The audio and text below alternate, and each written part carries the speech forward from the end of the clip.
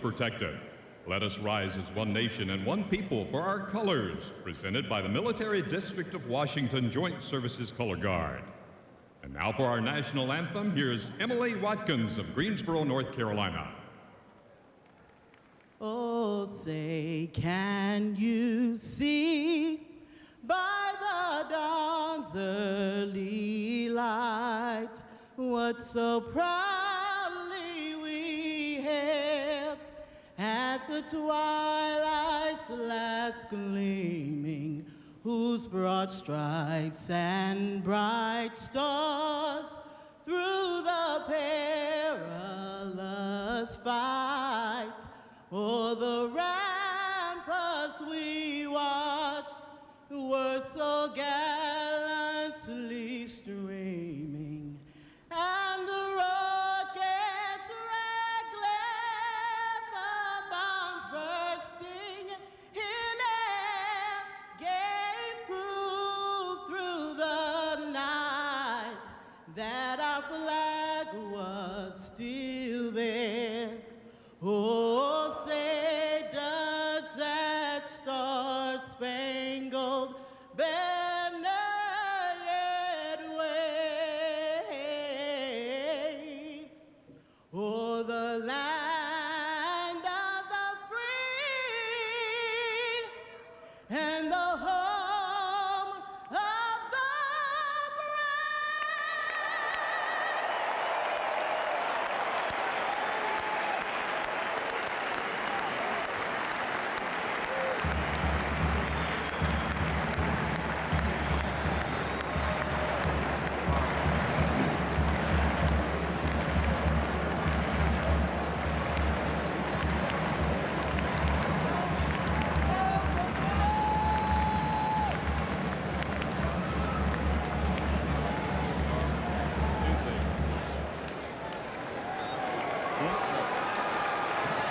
Ladies and gentlemen, welcome to the MCI Center for the championship of the 52nd Annual Atlantic Coast Conference Men's Basketball Tournament. Today's championship game features the Yellow Jackets of Georgia Tech versus the Blue Devils of Duke University. And now for the starting lineups. First for Georgia Tech. At forward, a 6'7" senior from Birmingham, Alabama, number 55, Anthony McHenry. At center, a 7'1" senior from Hope Forest, South Australia, number 12, Luke Schenscher. At the guards, a 6'4" senior from Madison, Georgia, number 1, B.J. Elder. At guard, a 6'3" junior from Fort Washington, Maryland, number 3, Jarrett Jack. At guard, a 6' senior from Chicago, Illinois, number 11, Will Bynum. The head coach for Georgia Tech is Paul Hewitt, now in his 5th year with the Yellow Jackets. And now for the Duke Blue Devils. Forward, a 6'6" junior from Lancaster, Pennsylvania, number 13, Lee Melchione. At forward, a 6'10" junior from Raleigh, North Carolina, number 42, Shadlick Randolph. The Blue Devils center, a 6'9" junior from Forest Park, Oklahoma, number 23, Shelden Williams. At guard, a 6'3" senior from Missouri City, Texas, number 5, Daniel Huey. And at guard, a 6'4" junior from Roanoke, Virginia, number 4, J.J. Redick. The head coach for Duke is Mike Krzyzewski, in his 25th year as head coach of the Blue Devils. And there you have the Food Line starting lineup. Georgia Tech with a record of 19-10. The Blue Devils with a record of 24-5. Coming into this, they were saying Georgia Tech was a bubble team. I don't think so anymore. No, and it's, they've been together as a unit for 7 games only this year, and they're starting to get healthy at the right time. I think it's surprised maybe that Duke's here because they've been so thin this year, Tim. But I tell you, I've been privileged to play in 3 of these games, and it is the most grueling mentally and physically weekend that you can imagine. Michael, with that said, what is the key early on? What do you have to do early in this ball game? I think really control your emotions. There's a tendency maybe to get too up, and you really have to find that plane that you can operate on at a high level, but not get too out of whack. I think you're right. I think emotion sometimes gets in the way of concentration, and that certainly caused some problems. Let's go over to Scott Przwanski. Scott? We know you guys talked a lot about the stars, but there's a couple of other guys who really got to step up. For Georgia Tech, it's B.J. Elder. Yesterday, Elder was 0 of 4. His only points came from the free throw line. That was 2 points. On the other end for Duke, Lee Melchione has by far been one of the biggest surprises in the ACC this year. He's been consistent for Duke. Yesterday, he was 0 of 2. So I think Elder, Melchione, both those guys have to get the ball in scoring position and really contribute for their clubs today.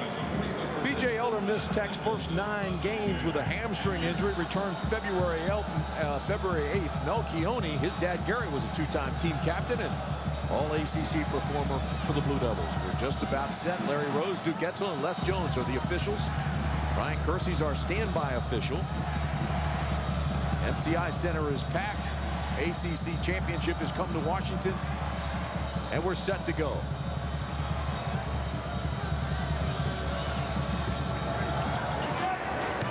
Yellow Jackets will have it first.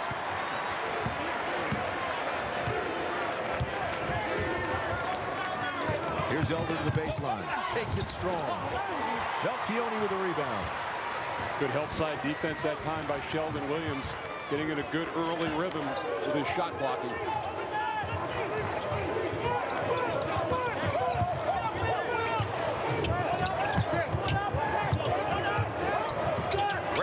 Drop step, puts it in. 2-0 Duke. Interesting matchup, guarding him with B.J. Elder. Chadwick Randolph much taller inside. He needs to be aggressive. A good solid post move.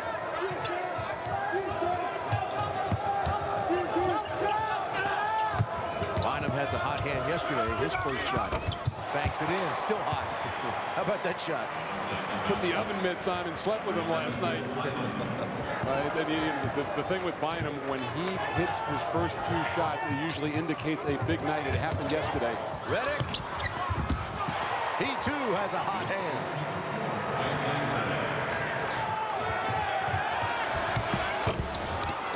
Schenscher with the rebound. The putback. Oh, he can't miss those today.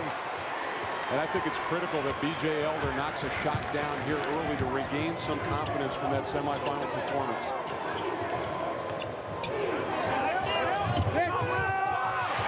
Shelden Williams left alone.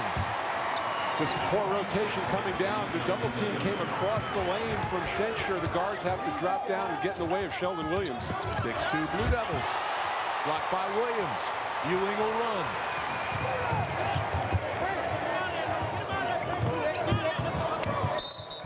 And it was last touched by the Yellow Jackets. It'll be Duke basketball.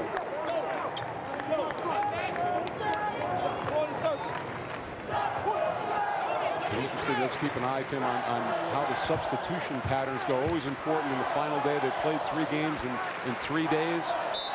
Coaches usually go to their bench a little early. And I think Georgia Tech better positioned to do that and keep talented players out on the floor much deeper than Duke. Bynum on Melchione. A little bit of a mismatch there as well, size-wise. Jarrett Jack too far under and still makes it. 6-4. Well, you know, and last year Paul Hewitt would be very concerned with Bynum out on the floor if he wasn't making his shots. He thought he was a liability defensively, but this year a different story. Much improved. He feels much more comfortable with him on the floor. Inside to Williams against Schenscher. Blocked, the foul on Schenscher, his first. Well, that's the thing. I talk about the depth of Georgia Tech, and they can be physical at a couple of positions. One is at center. They've got some big bodies inside, Jeremy Smith, Theodis Tarver, that they can go to. Now, obviously, you want Schenscher in there as much as you can. He's very talented, but they are not going to let Shelden Williams get easy dunks inside. It's much better to put him at the free throw line, where he's a 69% free throw shooter. Misses the first. Nicknamed the landlord. Needs to clean up some business here and try to give Duke a 3-point lead.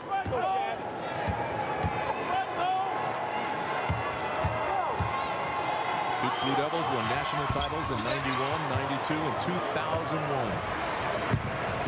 No stranger to success. McHenry inside to Schenscher, back out to McHenry. Jarrett Jack over the top. Schenscher has it blocked. McHenry misses in tight. All right, so far, Shelden, Randolph, Shelden Williams have been very active defensively around the rim. No easy opportunities for Georgia Tech. Looking over at Paul Hewitt, very cool customer today. The ball's kicked. Reset the shot clock, and it'll be Duke. This is an interesting matchup, and Shelden Randolph able to come in. A couple of offensive rebounds for Georgia Tech, and that's troublesome, but Duke able to avoid any scoring opportunity there and clean it up. How relaxed he looks, Mike. You know, when you go to a national championship game, I think it changes your demeanor some. And, you know, it's not like he hasn't been on the big stage. How about yesterday? After they beat Carolina, he walked over and he says, first thing I want to say, that was not an upset. Well, I think he feels like his team had been dissed a little bit over the course of the year. Absolutely. And that's just a coach protecting his ball club. This is going to be, they're going to be in the NCAA tournament, and they're not going to be as high a seed as they were last year, but they are going to be very dangerous where they are. Well, as you mentioned, they're just getting healthy again, and they're just finding their stride. With that said, Ismail Muhammad is on the bench. Patellar tendonitis, has not played in the tournament yet.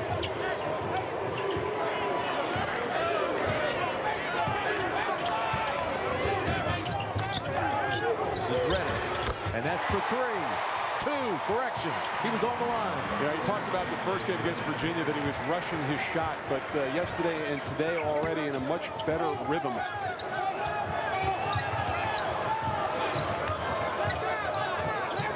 Duke by 4.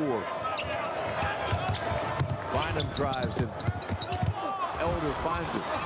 Boy, they've had opportunities in close and can't finish. Ewing runs and is fouled by McHenry.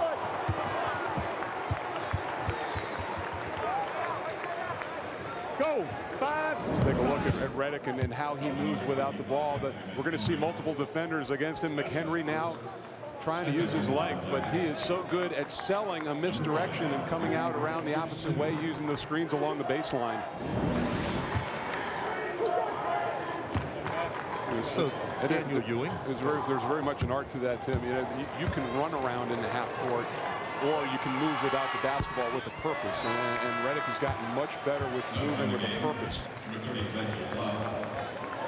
At the line is your MVP of the ACC tournament in 2003. 10 tournament victories for Daniel Ewing, a senior out of Missouri City, Texas. We touched on the opportunities inside Tech. Only 2 of 10. Duke 0 of 4 from the free throw line. But Tech leaving some points on the floor on the offensive end. Duke leaving with the free throw line. First foul on Reggie Love as he is checked into the ball game. See the numbers so far with the field goal shot. Reggie Love, a great story, a physical player, 4-year letterman in football as a wide receiver, cut by the Packers, comes back to play for Duke.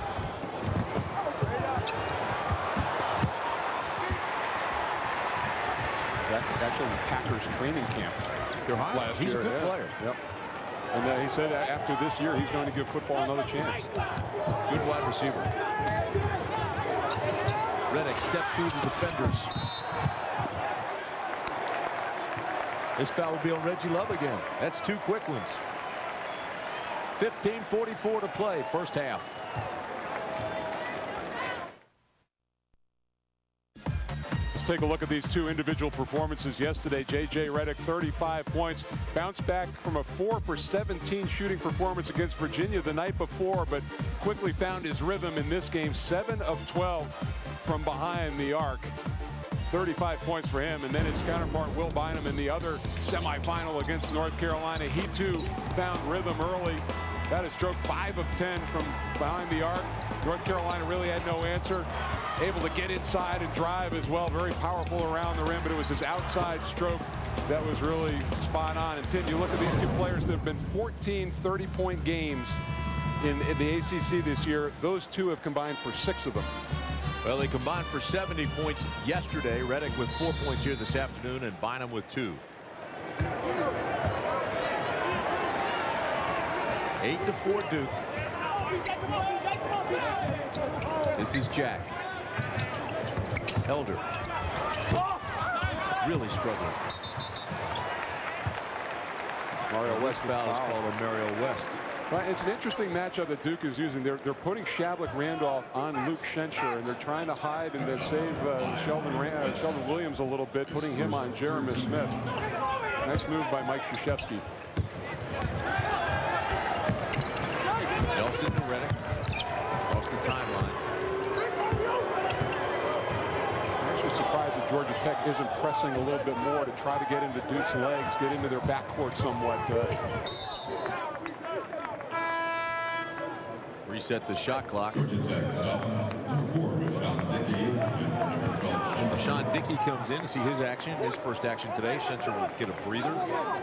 His breathers yesterday were about 10 seconds long. Quiet in here today for a championship Sunday. When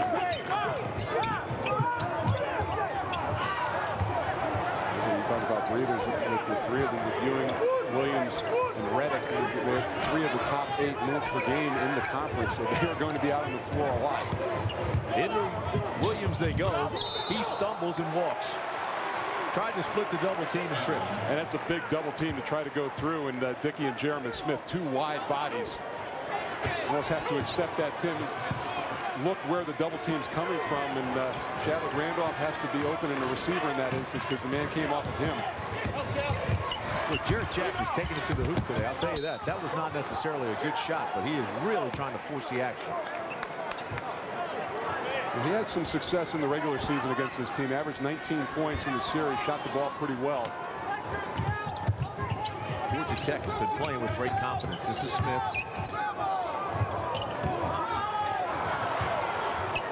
West. Double down on Elder.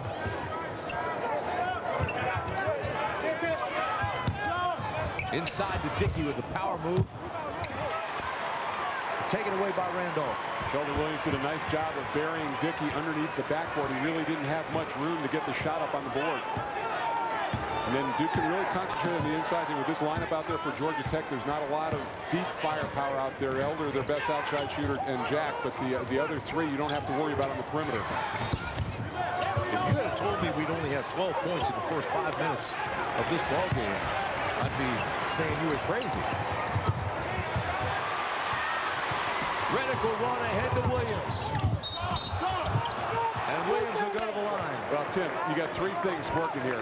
You've got the tension of an ACC tournament final. You've got your 3rd game in 3 days, and you've got 2 very good defensive ball clubs out there. So I think that makes it's going to take them about 10 minutes to work into this ball game.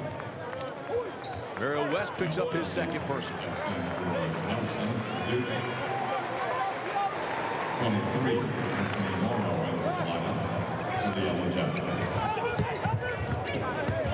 Well, they jump Redick in a hurry, don't they? Ewing.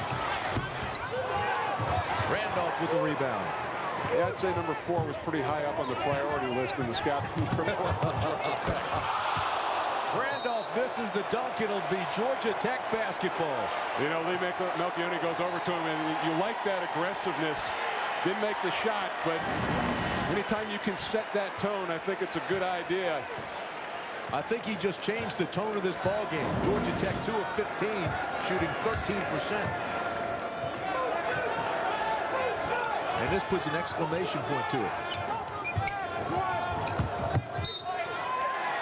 Dribbled out of bounds by Dickey. What is it, Mike? Early nerves? Well, just, you know, Duke has really got Georgia Tech out of a rhythm on the offensive end, overplaying a lot of things. They're really getting no easy baskets at all, nothing in transition. Taken away by Tech. Shooting percentage starting to come down for Duke as well. 4 of 9 now. Pretty strong defensive move by Smith, and there's the foul on Ewing, his first. Look at the top 25 teams in the nation presented by Meineke Car Care Centers. North Carolina, Wake Forest, and Duke in the top 5. You don't see Georgia Tech there, but as you said, really coming on strong. And they started the season in the top 5, but for a number of reasons fell out. But they are going to be a strong NCAA tournament team. But kind of interesting, 2 of the top 3 teams in the country not playing in this final right now. It's going to be an interesting selection day. Here's Schenscher. Knocked away and retrieved by Smith. Underneath to Elder. Ball was blocked. Here comes Ewing. Shelden Williams does a nice job of getting the block and keeping it in bounds. Ewing's shot is partially blocked. Fight for the rebound and the foul. McClure will go to the line. 3-2 over the top. Foul is called on Jeremy Smith. That's his first. David McClure, one of the 4 Blue Devils who had injury problems this year, and he has kept him out. Certainly he is, in addition to the rotation, coming back in time for the tournament. For the freshman from Richfield, Connecticut. And this will be Georgia Tech basketball. And neither team finding it easy sledding on the offensive end right now. You look at that clock, you look at that score, you say, whoa, something's wrong. 8-4 Duke with 12:25 to play in the first half. I think we didn't have a shot clock.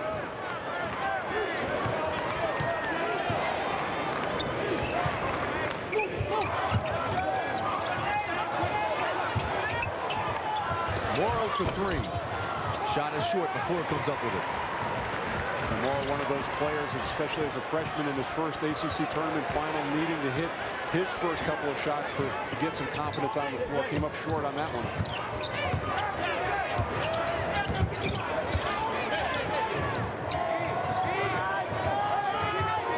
Randolph just looks like he wants to take Schenscher.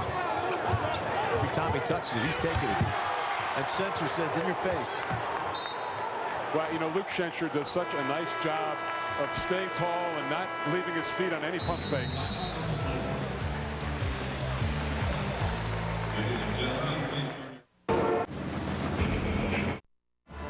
And welcome back to the ACC tournament. Duke leading Georgia Tech, joined now by the Associate Commissioner of the ACC, Fred Bearcat. Fred, you've seen so many tournaments, so many great games again this year. Yeah, it's been a wonderful tournament for us. And actually the venue has been terrific as well. The cooperation that we've gotten from Bill Harpo, who's the Director of Operations, and all his staff has actually helped us make this a venue that looks like an ACC tournament game. It certainly has. The first trip to this area since 1987 really created that ACC feel. Have you felt like that? Yeah, I think I have, really. The thing that we've done here is we tried to dress it up with a lot of banners, ACC banners, a lot of our corporate partner banners, and I think we've got all the schools recognized up in the upper rafter as well. It's going really well. Brad, thanks so much for your time. Back over to you, Tim. Okay, thanks, Scott. Here's Ewing for 2, and it's been a long drought, almost 5 minutes for each team. He mentioned Billy Harpole here at the MCI Center, and I want to say what a great job Billy's done. Played Little League Baseball with Billy. Grew up in the area right here in Hyattsville, Maryland. Billy Harpole. I'm sure our producers got that picture of that starting lineup in the truck somewhere. But, you know, you talk about it. Avondale Redbirds, baby. They were some kind of team. What was your BA? A 390.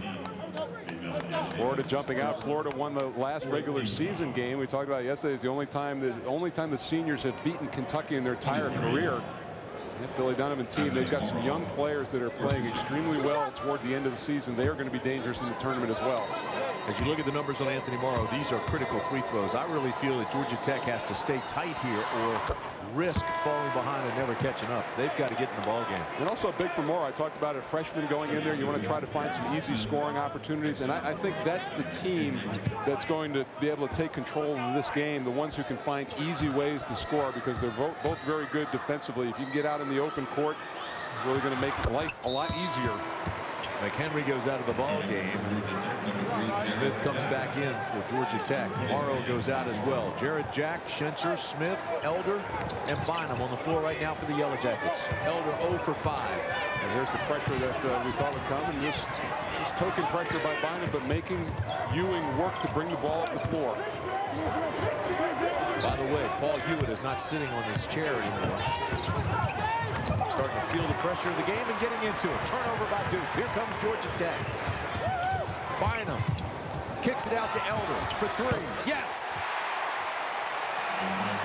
That was a nice find by Will Bynum. He was hung up in the lane, having a sense of where Elder was on the wing. McClure got sucked into the penetration. 1-point game.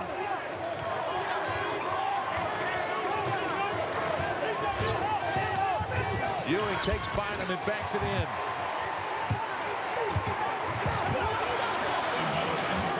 Ewing rolls up on Schenscher. Schenscher pushes him off and tries to get back down the court. And here he is, and has it blocked. But he's fouled.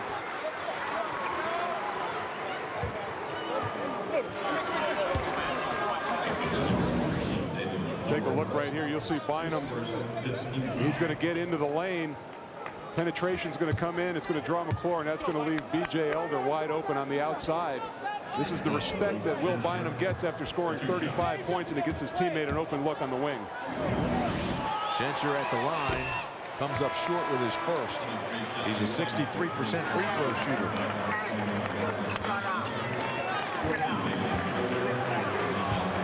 Let's go up to Bobby Cremens. Bobby, what about the low-scoring game? Well, Tim, I agree with Mike. It's defense. You got to look at both coaches, Paul Hewitt, Mike Krzyzewski. They start their coaching philosophy with defense. That's what they stress. And a lot of great athletes on the floor. And I agree with Mike. Right now, I believe it's because of great defense on both teams' half. Mike Krzyzewski right now giving David McClure the what for on the bench. I mean, really getting after him. Well, you know, there was no reason on that play that was illustrated for him to be in. I think that Duke had the lane well covered, and I think Coach K telling him, look, B.J. Elder is a deep threat for them. You've got to stay close to him and not give him good looks. Foul on Jarrett Smith. That's his second.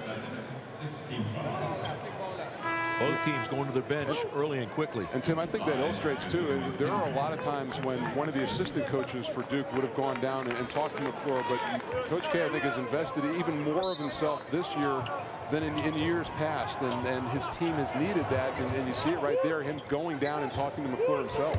Mike, talk about the coaching job that Coach K has done this year. I think it's been extraordinary.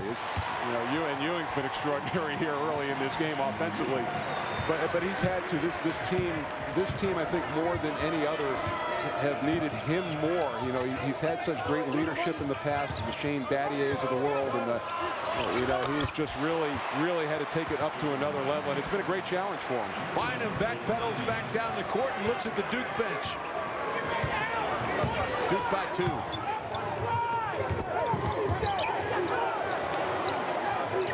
Tempo of the game changed. I can feel it now. I said earlier, it took about 10 minutes to work in this game, and that's right about where we are. You know, again, 3 games, 3 days, especially an afternoon game, you've got to really work into it, and that takes you that time to get a little bit of a rhythm. That's the first personal foul on Jarrett Jack today. Bynum goes out for a breather. Duke in the bonus 1-on-1 situation. This is, for guys like Will Bynum, and the coaches are going to try to get them a little bit of rest before and after the TV timeout, so you get a little extra time and then bring them back in afterwards. Redick makes the first. Dodge presents this ACC trivia question of the game. Who was the MVP of the 1986 ACC tournament? That's an easy one for you, partner. Layup. Not going to get swatted away either. I believe he hit 2 free throws late in the game to seal a victory in the finals. You're all over it. That's my only clue. Redick knocks them both down, and it's 16-12 Blue Devils. Tough shot. Oh, are you kidding me? Maybe that'll be the wake-up call. B.J. Elder with a tough turnaround jumper. Well, I think the 3 was the kindling, and that might have been the spark right there.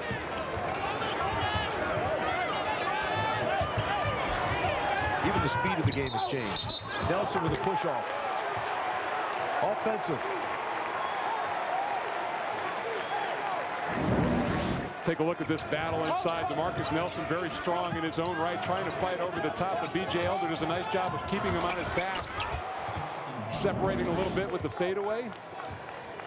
Then he does a nice defensive job on Nelson down the other end. The battle between those two. Yellow Jackets have a chance to tie or take the lead.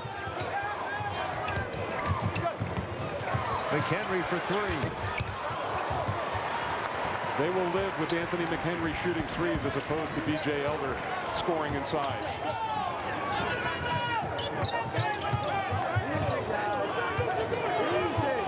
Redick never stops moving. This is for three.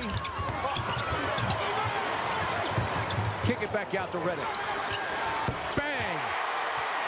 Tim, so many times Duke knocks threes down after offensive rebounds, and DeMarcus Nelson making a nice choice not to go up against Schenscher. Morrow for two. Since those free throws, I see Anthony Morrow's confidence level lifting up a bit.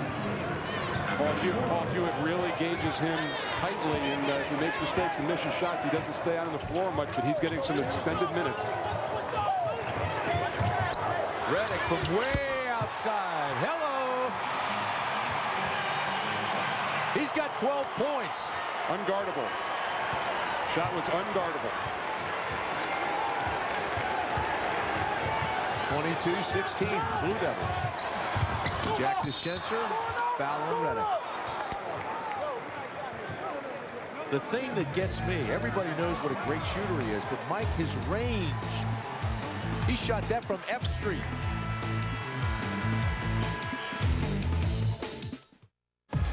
Duke ahead by 6, and let's take a look at what Daniel Ewing's doing. He's been more aggressive in this game, 5 of 14 shooting against NC State yesterday.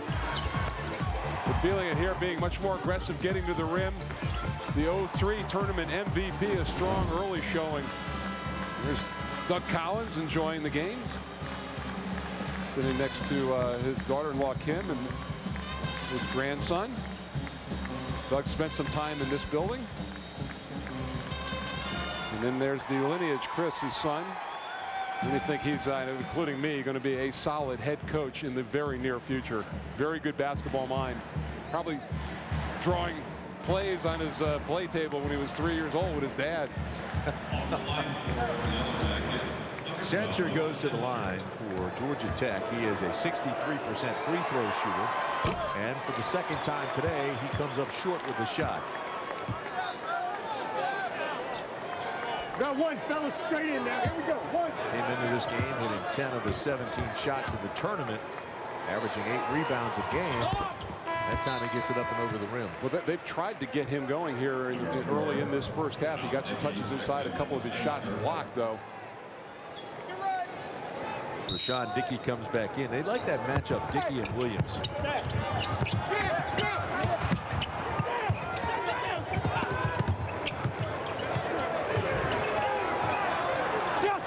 Ewing to Williams. They better get it across the timeline.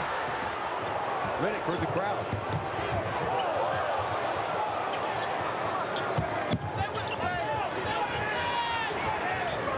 Here he is again.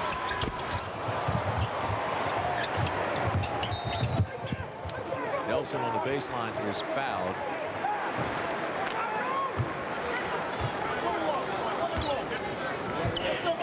22-17 Duke, 7:02 to play in the first half. We asked you the Dodge trivia question of the game. Who's the MVP of the 1986 tournament? And the answer, of course, Johnny Dawkins of Duke, Washingtonian.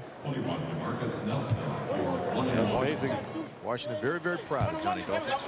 It was a very strong pipeline from this part of the country down to Duke there for many years. Sure. Grant Hill, Danny Ferry, Johnny Dawkins, Tommy Amaker. All played in the Washington metropolitan area. All quality guys. A lot of talk about Tommy Amaker in the ACC right now. Nelson at the line.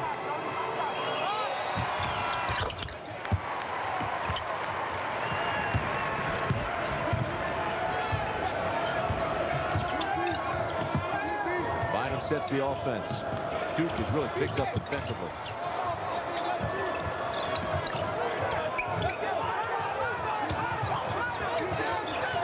McHenry back to Bynum. Shot clock at 15. B.J. Elder, there's that turnaround again. And they called over the back. That's a much tougher shot from that side of the floor. And I really think B.J. Elder bails out Daniel Ewing when he does that. Rather than put some pressure on him, try to go and back inside, he had Will Bynum on the same side of the floor. Foul is on Rashad Dickey. The RBC Centura presents this look at our upcoming ACC telecast.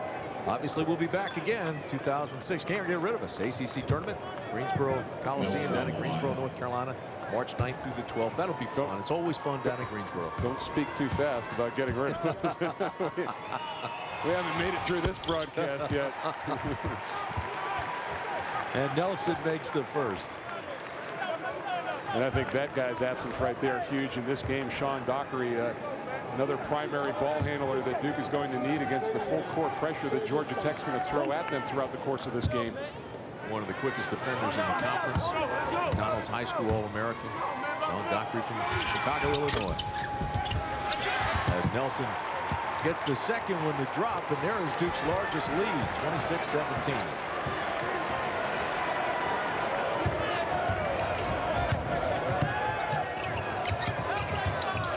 Jarrett Jack off balance. Williams with the block. You know, it's one thing to attack Williams, but to go in and put up a weak shot like that and try to ward him off with your arm, that's not going to work. You either have to pull up and take the jump shot or carry it all the way. Here's Redick, kicks it back to Ewing. This is beyond the arc. Not even close. Good pressure by Jarrett Jack on the jump shot. Dangerous pass by Bynum. Kicks it back out to Elder. Followed by Dickey. Those are the types of points that you have to limit with Georgia Tech, especially Dickey. You got Elder to miss a shot outside. You must clean that up. Dickey doing a nice job of anticipating the shot and getting his work done early on the offensive boards. Redick, Ewing, 18 points between them. Here's Nelson trying to get in that ledger. And it'll belong to Georgia Tech.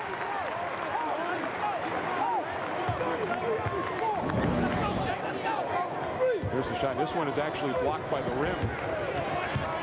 It's a nice idea by DeMarcus Nelson, but just didn't carry it far enough on the opposite side of the rim. This is Calvin Randolph. Duke Edsel with the emphatic call on the block. And with this matchup in this set, Shelden Randolph is matched up with Anthony McHenry, and he is more or less playing center field out there defensively. He's roaming. He can help a little bit longer because they don't feel like McHenry can really hurt them offensively if they leave him alone for a little bit. Jarrett Jack, an 88% free throw shooter, makes the first. Hey, there's nothing like college basketball. We all know that. And if you're celebrating the win, do it right. The way you celebrate says a lot about you and a reflection on your school. So be responsible, take care of yourself and your friends. And that's a message from Anheuser-Busch. Makes them both.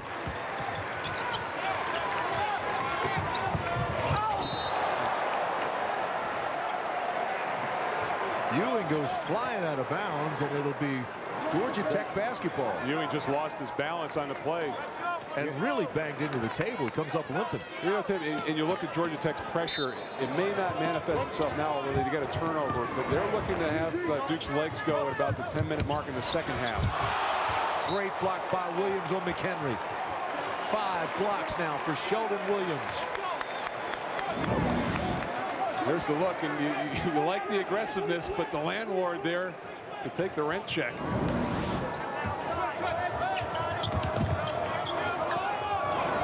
Way out front they go to Bynum. Kick it out to Elder. This is for 3. B.J. Elder only 2 of 9. Looked like he was catching fire, now 2 of 10 on that shot. Georgia Tech as a team just 1 for 6 beyond the arc. After 5 minutes, we go into first half. Turnover, Duke. That's 7 turnovers for the Blue Devils. Duke needs to check those Nikes. Second player to slip in 2 possessions. Yeah, they've got the squeegee out there to take care of it.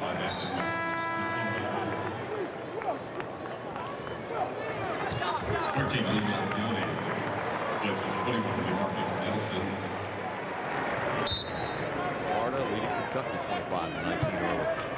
And Many feel if Kentucky wins that game, they'll get a #1 seed. 4:30 to play in the first half. Tim Brandt, Mike Jaminski with you. Bynum with the ball. Georgia Tech needs some points. And they've just gone cold. 1 for 7 beyond the arc. Melchione's going to pick up the foul on this play. B.J. Elder working the weak side glass. I think early on in this game, Tim, that the Georgia Tech set a tempo and a theme on getting on the offensive glass. Schenscher started, and they've been working Duke pretty hard. They've got 9 more field goal attempts than does Duke, and most of those are coming on second chance. Elder had 19 points yesterday. Here he is. Gets the roll.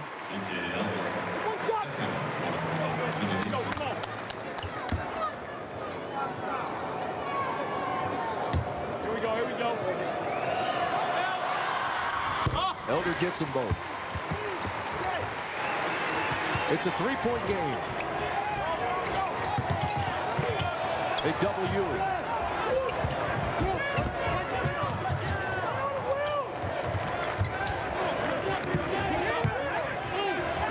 Nice job of Bynum just denying the ball to Ewing, making him work, spend some energy.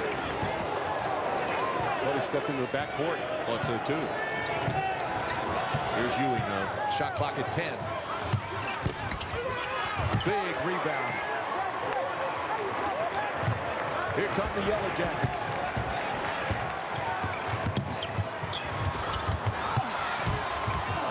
Wild offense by Tech. Jack got caught in the air.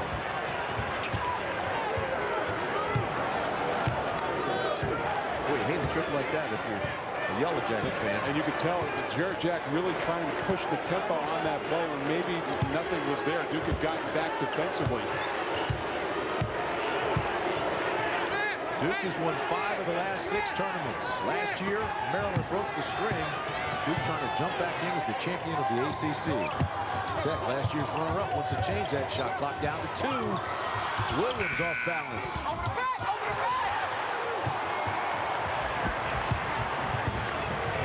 Boy, Jack is pushing it too.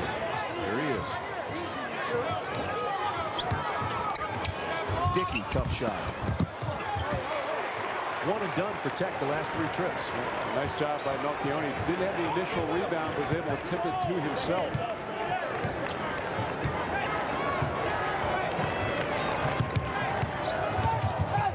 Ewing to the hoop. Much more under control. He's having a lot of success there taking the ball on the dribble to the rim.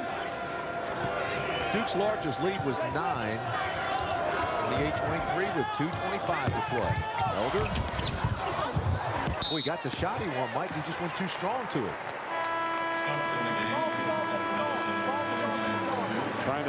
B.J. Elder trying to buy a foul on that play.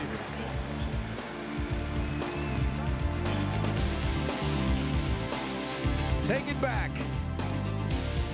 In 18. Colonel Bob Brown, command the Striker Brigade Combat Team. We're here in Operation Iraqi Freedom in Mosul, Iraq. Had the honor to play for Coach K at West Point. So I know you got a great coach, guys. So let's go take it to him in the ACC tournament. Go Duke. One of his former players, that is Bob Brown, and Coach K keeps up with that unit via email and relays it to his team. They've been very involved in that unit all season. It's been a big inspiration for this Duke team. Matter of fact, there was problems getting Christmas gifts to the unit, and Coach K dug into his pocket and made sure everybody had their Christmas gifts in time for Christmas over there in Iraq. 2:21 to play, and immediately they call a timeout. Let me bring in Bobby Cremins. Bobby, I know you're sitting up there chomping at the bit, coaching from the sidelines. How do you see the game, and what would you do differently here? Well, Tim, the tempo definitely favors Duke. They got Georgia Tech playing a half-court game, and Georgia Tech has to get out running. That's their game. They're up-tempo offensively. I'm a little surprised Duke is having some trouble inbound in the basketball. They surprisingly have over 7 turnovers. But both teams, Georgia Tech is cold from the outside right now. And I expect a lot more action in the second half. All right, Bobby, you know this is 8 straight ACC tournament championship games for Duke. 26th time overall that the Blue Devils have been in the championship game. Mike Krzyzewski's had great success, not only in this tournament, but also with national titles in '91, '92, and 2001. Ewing breaks free, the baseball pass, easy bucket.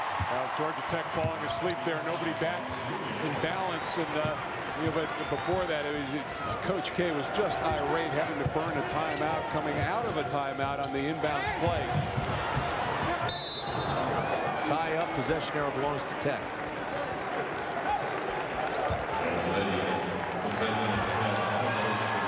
ACC basketball is brought to you in part by Hyundai.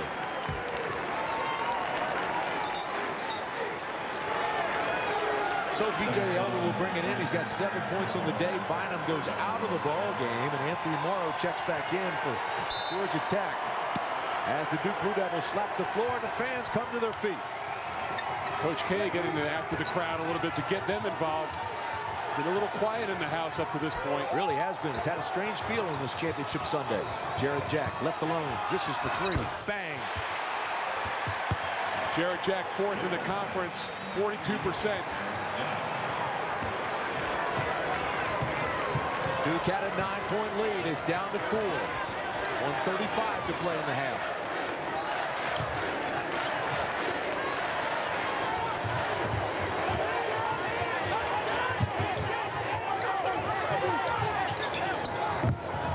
Williams on the baseline, trying to get around Schenscher. Power move.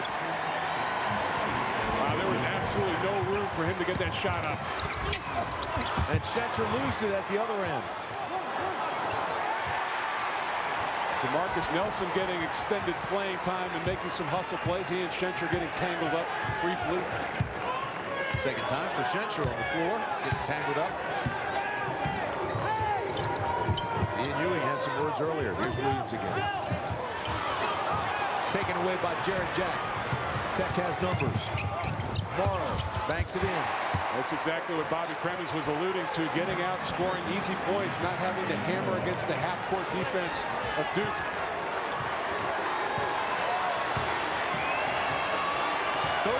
On the shot clock, 25 on the game clock. And the running one-hander.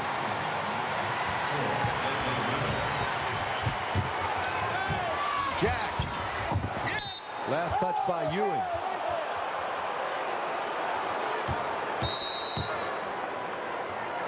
And timeout Georgia Tech with 22 seconds left in the half. Yes. Paul Hewitt, the 12th head coach at Georgia Tech. He's been the ACC's Coach of the Year, and on the other side, certainly one of the legends, Mike Krzyzewski. If you look at his success in the tournament and the NCAA, which we were talking about, he's one behind the Dean Smith. Incredible resume. I mean, that's a pretty good threesome. You go to war with any one of those guys sitting on the end of your bench. Well, the Wizard of Westwood, though, I don't think it'll ever be done what he did, the consecutive runs of national championships. Right, and he built that only having to play 4 games to get to the championship game, too. Oh, sure. Take up for Duke. No, I'm saying it took him, it took him longer to get. I mean, you're absolutely right. You didn't get 6 wins in a year. You only got 4, so he had to get there more frequently and win more often. You're absolutely right. I can't believe you jumped all over me for that, Martin. I'm trying to shake things up for the whole weekend, and then you go at me like that. I'm trying to shake things up. All right, gloves are off. No, you're my guy. You start talking about Maryland football. No.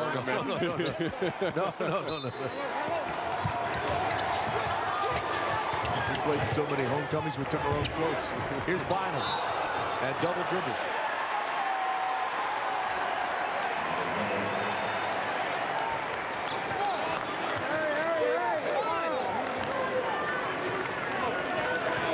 .3 seconds left in the first half at the MCI Center. Very low-scoring game. That was almost a repeat of the one down in Atlanta. The final score on that one, 60-56. A lot of turnovers in that game. A lot of bumping and grinding. That was one of the lowest scoring games since they put in the shot clock. They leave an alley for Ewing. He kicks it back out. This is Delson. And that'll do it. Well, they sure let the game come to them. No, and I think, Georgia Tech finally got the pace that they wanted in the last 2 or 3 minutes of that half. And I think actually a low-scoring game benefits Georgia Tech. Well, as the band plays on, we'll be back with our halftime activities. Mike Hogwood and Bobby Cremens will be here on the other side. ACC basketball is being brought to you by your Carolina Chrysler dealers, by Progress Energy, by BB&T, and by Dodge. ACC basketball is brought to you by Chevrolet, by Citgo, by Aquafina, by RBC Centura, and by Chick-fil-A. 34-28, a low-scoring half in the ACC championship game here this afternoon. We expect a very active second 20 minutes. What do you think, Mike? Well, I think that Georgia Tech needs to try to continue to play the tempo they established in the last 2 minutes of that first half. For Duke, 9 offensive rebounds for Georgia Tech. They need to clean up their defensive glass, but Georgia Tech hasn't really hurt them. Only 4 points as a result of those second chance opportunities. All right, just about set here to begin the second half. Let's go across to Scott Przwanski. Scott? Well, G-Man, you hit on it. Talked to Paul Hewitt, and he said Duke's defense has been great, but they've got to pick up the pace offensively to get the kind of tempo they want so they can get better shots. On the other side for Duke, they've been very, very impressed with their defensive effort. And Chris Collins told me, he said, we know Paul Hewitt's going to turn up the heat. We've got to be ready to handle it right now. Duke had a little advantage in rebounding. Both teams 2 for 8 beyond the arc. Duke will have it first to start the second half. Williams. And an offensive foul on Shelden Williams.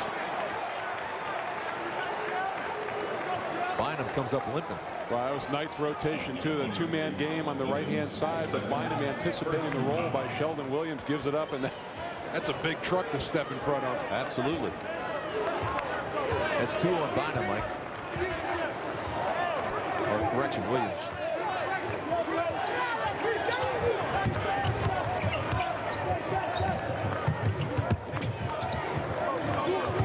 Here's Schenscher, little jump hook, yes. The left hand, too, impressive. They need to get him going inside. The perimeter game will open up if they establish him on the low post. Man-to-man defense for the Yellow Jackets. Here's Redick on the baseline, kicks it out to Ewing, over to Melchioti. Boy, Bynum gets out of there quickly. This is for 3. He's trying to reignite himself. You can tell he got a little frustrated, I think, in the first half. Good defense on him. Duke really trying to take the ball out of his hands. He really didn't get many good looks at the basket. And a whistle away from the ball.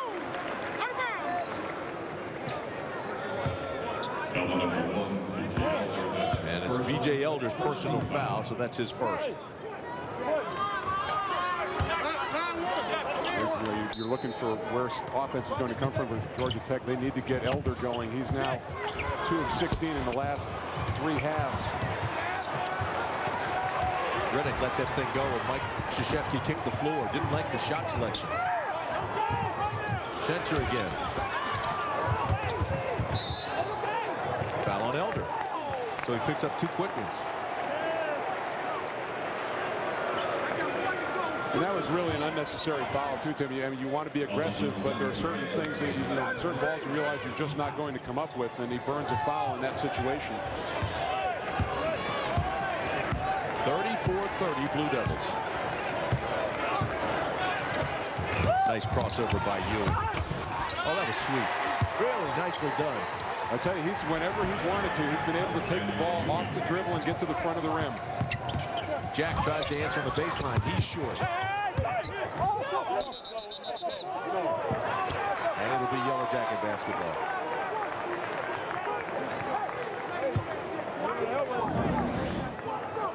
Jarrett Jack, a little upright there, not in good defensive position. Looked like he was looking around for the screen out front. Ewing takes advantage of the crossover dribble to get by him. McHenry penetrates with the left hand, partially blocked. Elder with the follow. Immediately, this is going to be 20 minutes of pressing by Georgia Tech. They're going to try to get into Duke, especially on made baskets. But a nice offensive rebound by B.J. Elder.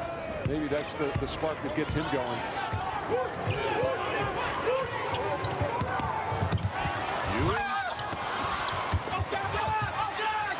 Ball still loose. And Randolph loses it out of bounds. So either you have to go right back up with that or kick it out. And he got into trouble when he was bouncing the ball.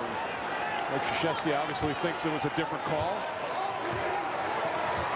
Turnovers right there. Georgia Tech, that's got to be a concern for Duke. Played that first half with only 5 turnovers. Inside the Schenscher, obviously trying to get him to go. Out to Elder.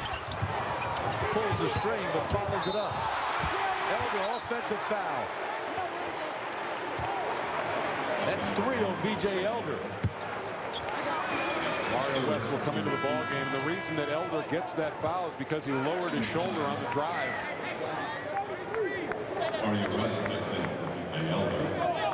Those are 3 quick ones, too. 36-32 Duke.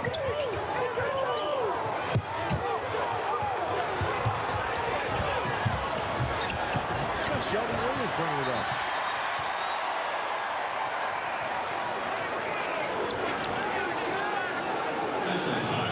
Official timeout here. They want to talk to some of the players, I believe. What are they doing here? Checking the clock.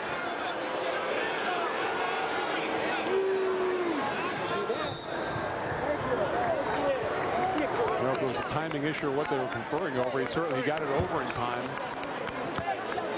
It was an out-of-bounds situation, so all the clock should have been in sync.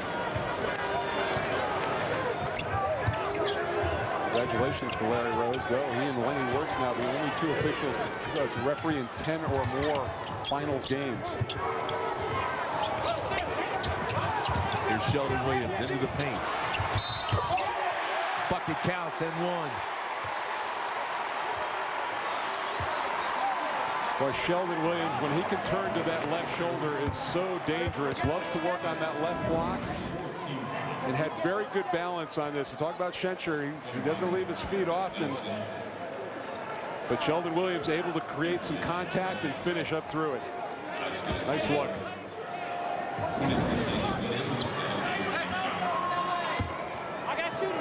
Shelden Williams, 6'9", 250-pound junior from Forest Park, Oklahoma. And he knocks it down. 39-32 Duke. Yellow Jackets have to get something going here. Bynum. They turn it over. Ewing will run. Redick's in front. And Redick mishandles it, but it was last touched by Georgia Tech. Pretty good pursuit by the Yellow Jackets there. That looked like a sure 2 points. A long pass, a long turnover going out front, but they were able to recover. That doesn't happen too often. That's the intensity of the finals, though. It gives you a little extra adrenaline to run. Henry was the last one to touch it. Randolph. Turnaround jumper. How about that shot? That's just sheer strength. He's got Schenscher draped all over him, and it wasn't a foul, but able to go through him for the score. 9 points now for Shelden Williams. Schenscher answers at the other end. Boy, they needed that bucket. Clear it out. Let the big guys go at it. You can match their largest lead. Schenscher helps close that gap, and here comes Ewing.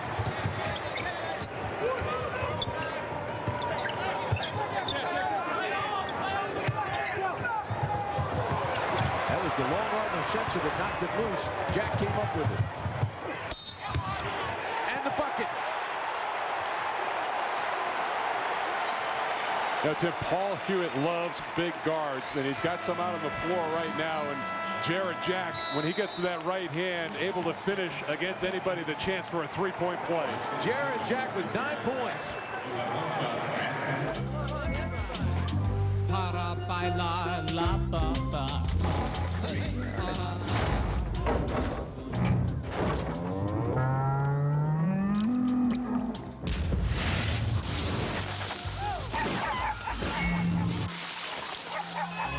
year's biggest splash?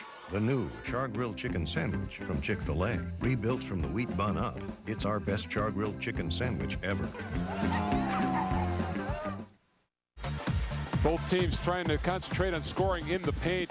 Last 3 possessions, first Shelden Williams bustling through Luke Schenscher to score, and then Schenscher trying to attack Williams down the other end. Nice little left-hand hook. He does a nice job keeping the ball up in the air, and then Jarrett Jack on the break with DeMarcus Nelson all over him. The strength to finish inside. Pace starting to pick up a little bit, Tim. Duke jumped out to a 10-4 lead and has never trailed. 15:49 to play in the game. It's 41-36 Blue Devils. And they're working on Schenscher. Looks like they're just trying to get his back loosened up. The guys will get back spasms sometime. And again, it's the effects of 3 games in 3 days. And also lugging Shelden Williams up and down the court. That'll do it. Jarrett Jack now goes into double figures. 41-37. Blue Devils have never trailed. Speed dribble.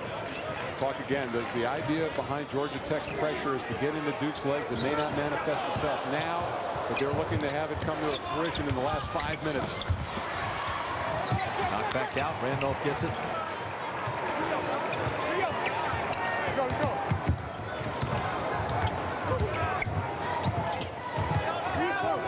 Here's the landlord. And he's fouled by Smith. That's 3 now on Jarrett Smith. This trip around the ACC is brought to you by Chevrolet. Yesterday, Georgia Tech beat North Carolina 78-75, the number 5 seed over number 1. So Tech advanced to the final for the first time since 1996. And NC State fell to Duke. Terrific ball game. Duke just ran out of steam, I think. And great performance by NC State did, and J.J. Redick with a terrific performance. That's great recognition, seeing they had Jeremy Smith switched over onto him. There's no way that Smith could stay with him laterally. Jarrett Jack again. Nice pump fake. It has it blocked by Williams. 6 blocks by Shelden Williams now. But, you know, the good news is your pump fake got you by Daniel Ewing. The bad news is that Williams was right behind him.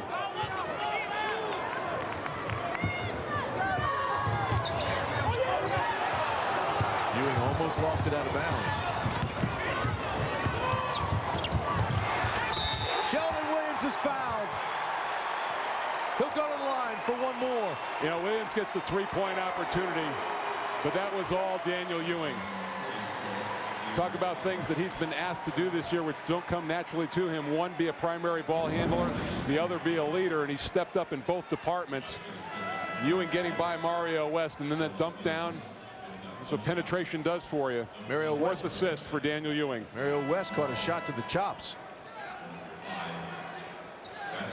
There's the acknowledgement from Shelden Williams on the pass. Tarver goes out. Bynum goes out. Mario West goes out and checks his teeth. And Williams at the line.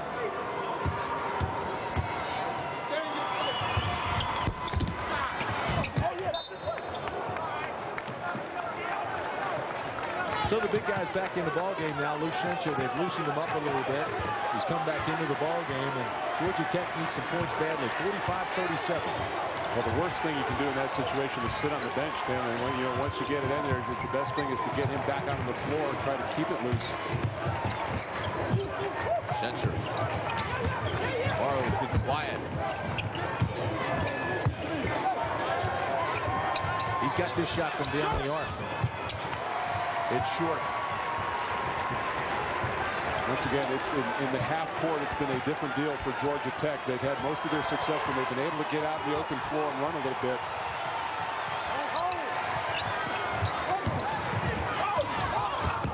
And Morrow gets it back. You know, you were talking yesterday about the fatigue factor. Ahead they go to Smith. And can't confirm. Schenscher. Blocked. Redick with the ball, and they're on their feet at the MCI Center. Shavlik, Randolph coming over with the block. Point I was going to make, Mike, about the legs. You made it yesterday. Every shot Morrow has had has been short. Redick with the layup.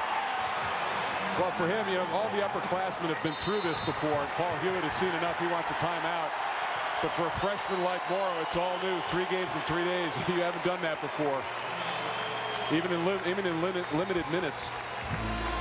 The Blue Devils have the largest lead of the day. It's 47-37.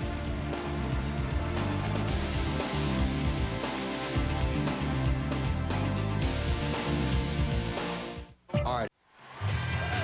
2 years ago, J.J. Redick put on a show in his first appearance in an ACC championship game. The freshman scored a career-high 30 points. 23 of those came in the final 10 minutes. J.J.'s shooting brought Duke back from a 15-point second-half deficit against NC State. The Blue Devils won it, 84-77, their 5th straight ACC tournament title. Today, Redick's off again. He's got 18 points already. Tim, you know, the interesting note that J.J.'s played 8 tournament games, and 2 against NC State, including yesterday. He scored 65 points. In the other 6 combined, 63 points. Unbelievable. Probably the best shooter in the entire nation. Here's Bynum. Just hadn't been able to get it going. Georgia Tech basketball. I think you might get an argument from the Arizona people and Salim Stoudemire on that one, but well, there's no question, but he certainly is one of the best. I mean, he's a pure shooter. I'd like to see a horse game between the two of them. Wouldn't it be fun? Let's settle this fair and square. Hello, hello.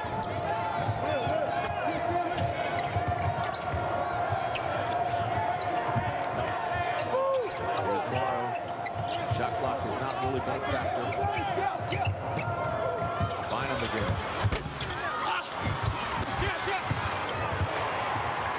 Redick comes up with it. To Ewing. Splash.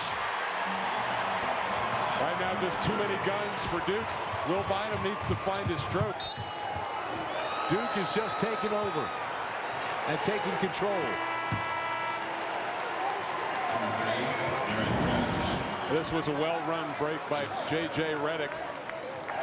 The look-away pass gave Ewing that split second to get the release. Ewing now with 15 points.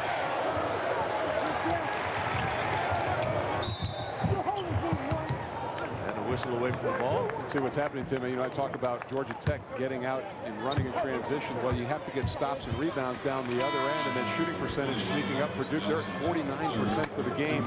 Georgia Tech at only 26%.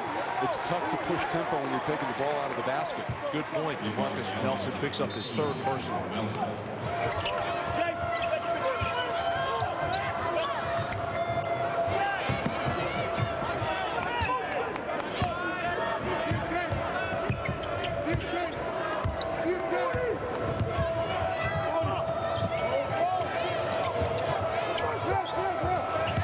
Jack in the paint. Elder. So they've just gone stone cold. They're getting decent shots.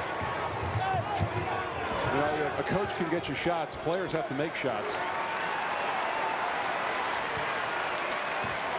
11:53 to play in the ball game. Redick. Followed by Williams once, twice. Still alive. Tech comes away with it. Jack takes it himself. And will go to the line to shoot 2. Duke in control. Tech needs a run.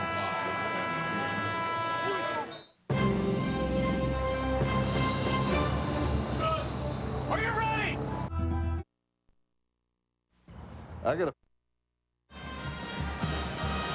50-37, the Blue Devils, the number 3 seed over the number 5 seed with 11:36 to play. Take a look at our Chick-fil-A nugget of the game. Most points in an ACC semifinal. Of course, Lenny Chappell, Albert King, David Thompson, 3 great ones.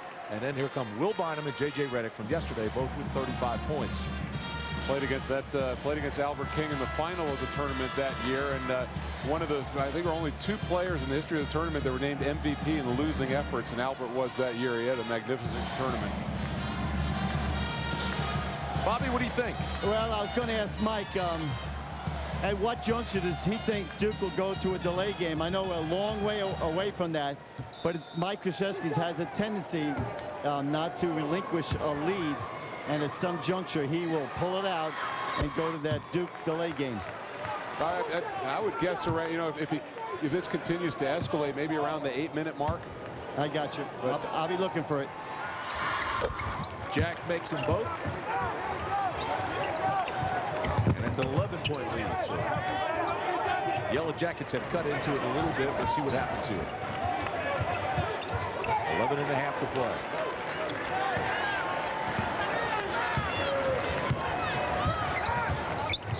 Man-to-man defense. Williams against Schenscher. To Randolph. And he's fouled.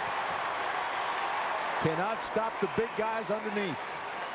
Well, and the reason that play occurs is because Jarrett Smith is taking a peek at Shelden Williams inside and coming over for the double team, and Shadwick Randolph doing exactly what you're supposed to do. Follow into the front of the rim. Good interior passing by the Duke big men. Mario West picks up his 4th personal. Coach K looks out at Shelden and says, great pass. And it's tough. I mean, you know, to make a pass out toward the perimeter when you're getting double teamed a little bit easier, but to see through that and see a cutter in the lane is not the easiest thing. Randolph, a 56% free throw shooter, draws iron on that one. Jack back to Smith. And banks it in. Paul Hewitt was talking about the fact that people underplayed what Jeremy Smith's absence meant to this ball club, and he's the one who really brings the toughness and the swagger out there.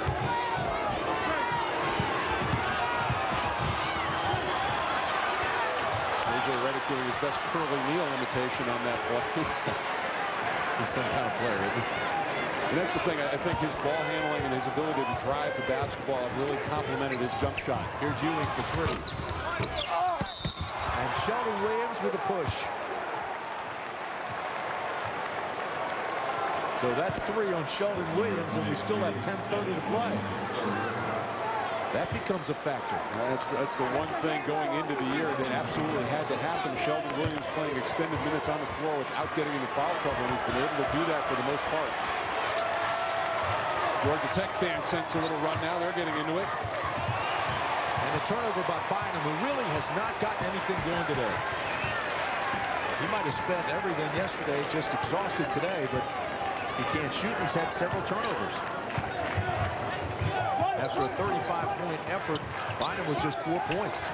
Inside to Williams. No foul call. Ball still loose. Jack comes up with it.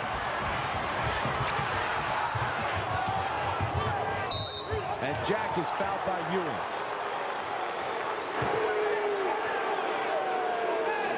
Mike Krzyzewski irate about the no calls on the last 2 possessions against Shelden Williams inside. That's 3 now on Ewing. So 3 on Williams, 3 on Ewing. And those are the guys that Georgia Tech needs to get into the big 3, because they've been doing most of the offensive damage in this half.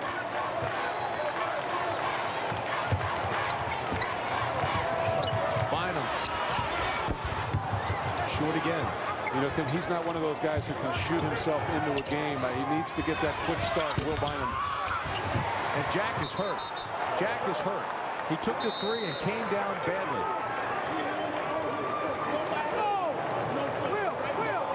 And it looks like it's his ankle.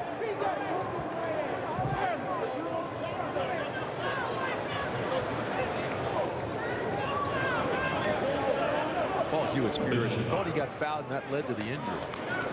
Came down awkwardly. We could tell it looked like there was somebody with a hand in the face, and I don't know if he came down on his foot after the shot. Let's take another look at it. But I know as soon as he hit the ground, he started screaming. This is Ewing coming up after him, and yeah, you can see that left ankle just kind of buckle underneath him.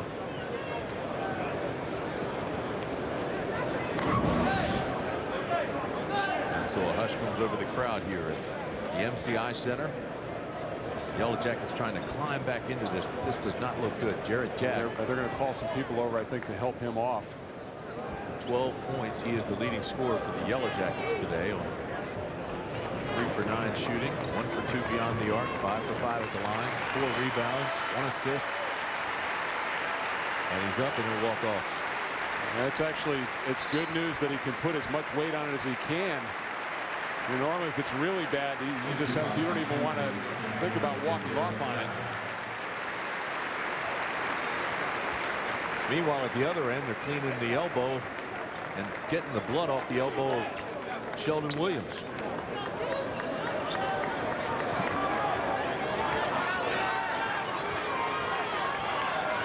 It's a physical game. Well, and now instead of scoring, Will Bynum needs to take over the ball handling responsibilities for this unit. B.J. Elder tomorrow have to step up.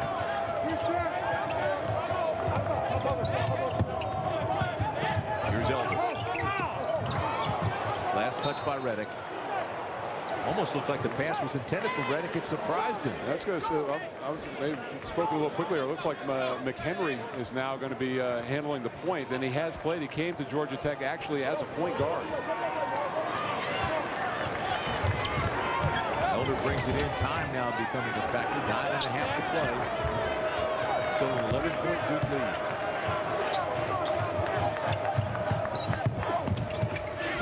B.J. Elder draws iron.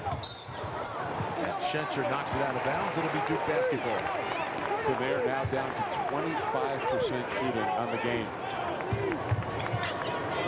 They're taping the ankle of Jack, so it looks like he's going to try to come back.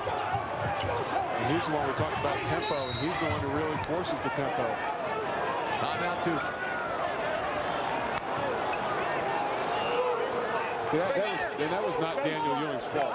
You have to understand that Georgia Tech is bringing pressure the whole rest of the half. He really had nobody to bail him out in that situation. Granted, he picked up his dribble, but as a team, you have to look back and make sure that he has outlets, and there were really no places for him to, no options for us. That's why the bench calls a timeout to bail him out. Well, this is Selection Sunday. The ACC is looking to get 4 teams in the NCAA tournament this year. Here's a look at the history of the bid since 1980. We'll get that up on the screen for you when the Big Dance expanded to 48 teams. 6 last year, of course. 9 times that's happened. You see that 8 times we've had 5 teams. What do you think about this year, Mike? There was so much talk at the beginning of the year. They were saying 7, 8 teams. Now what happened? Well, I think the middle of the league collapsed a little bit. I think they're looking at 5 bids right now. I think NC State certainly has done enough with the win over Wake Forest and Florida State in the first 2 rounds. Georgia Tech has played their way in, and Duke, Wake, and Carolina were there all along. Virginia Tech faded down the stretch, but I think they're certainly a lock for the NIT. This has not been one of those stellar games that you would expect to see in the ACC. You see the shooting there. Schenscher picks up another personal. An 11-point lead for Duke. 8:47 to play. And Jarrett Jack's on his way into the house. He's going into the locker room to get this thing double-checked. Well, I think he may be just going him back to try to run around a little bit and see how much pressure he can put on the ankle. It's a good point because they have retaped it. Foul on Schenscher. That's his 3rd.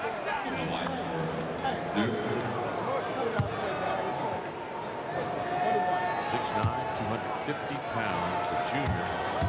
That's a pretty good line. Been a double-double machine in his career. 35 now in his career with the 6 blocks. Headed for a triple-double. Anthony King down in Miami had one of those the hard way earlier this year with the points, rebounds, and blocks. Let's go to Scott Przwanski. Scott? Well, you guys are kind of right on the money with Jarrett Jack. They did retape his ankle, and then they took him to the back. He went through a couple drills, was really grimacing, and now they're taking him all the way back to the locker room. They're going to reevaluate the ankle again and see if he can come back out. All right, Scott, thanks.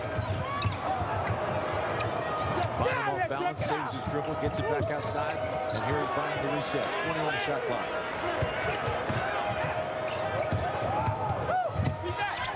Bynum, tough running one-hander, and it's all air.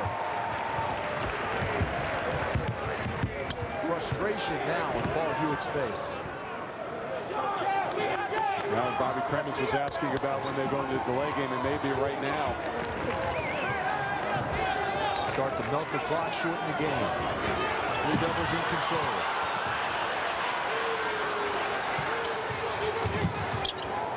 Back out to Redick.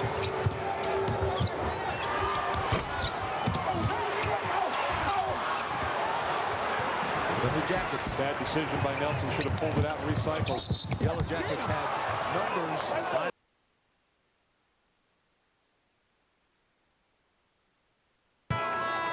7:45.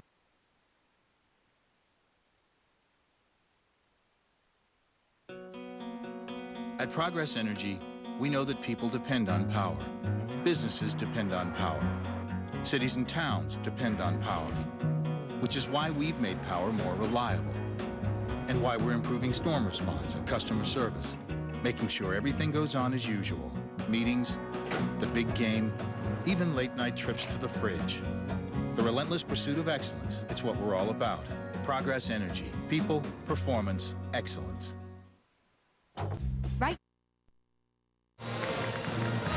And welcome back to Washington, D.C., and we're in the nation's capital. That means there's lots of people with opinions, lots of political consultants and whatnot. We've got one of them, James Carville, with us, and you're a big-time basketball fan, and nothing could stand in your way of getting in the building today, right? Well, one dude, my friend Al Hunt invited me. I'm still trying to get over LSU losing to Kentucky on that last 4 seconds of the game. We couldn't come down and make that shot, but this is the first ACC tournament I've been to, and it's really something I want to do. It's a real life experience. Now, let me ask you a tough question. Who is a better basketball fan, a conservative or a liberal?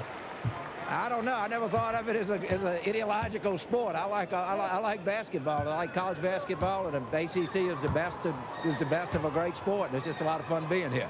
Sounds like don't take many politics in here.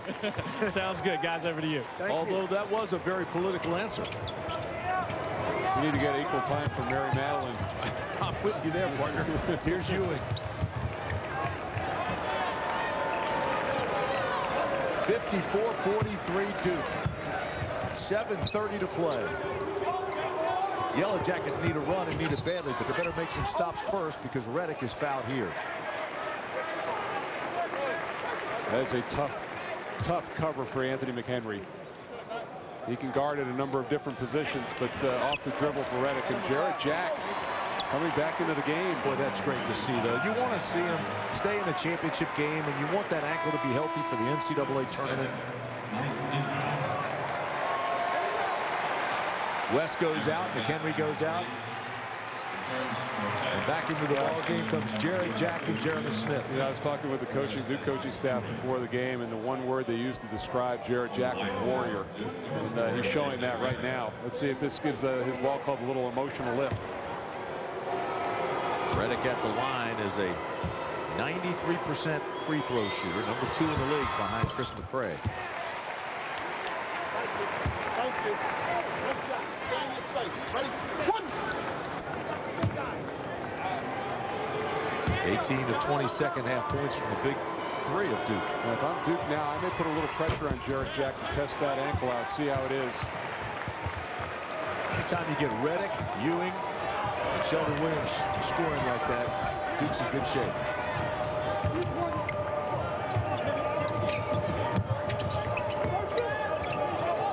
Yellow Jackets never have gotten in sync this afternoon. Jack. Wow. Bang. What a performance, and he's hobbling. That's a big bucket, though. Pulls the lead back to 11. 7:08 to play. You know he is in some pain. And now, you know what, in driving in this direction, it's that ankle that he's got to plant off of and stop on. Not an easy thing, and he came up hobbling after that. So, you know, Paul Hewitt may go a little offense for defense with Jarrett Jack and just keep him on the offensive floor, because in an injury like that, your reaction is the thing that's to the defense is going to be hard to do. Mike, that's an excellent point. It was almost the same kind of jump stop, although he was beyond the arc when he hurt his ankle.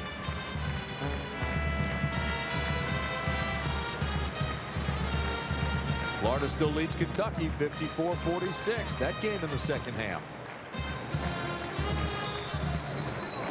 6:31 in the SEC game here. The ACC game, 7:06 remaining in the ball game. Now, with that gift the ankle, Jarrett Jack, he was on J.J. Redick for a bit. Now he's switching off to Ewing. Redick right down the paint, tries to get Williams and throws it away.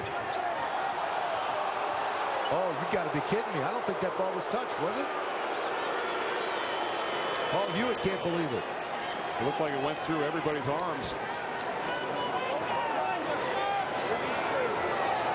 Oh, a tough break for Georgia Tech there.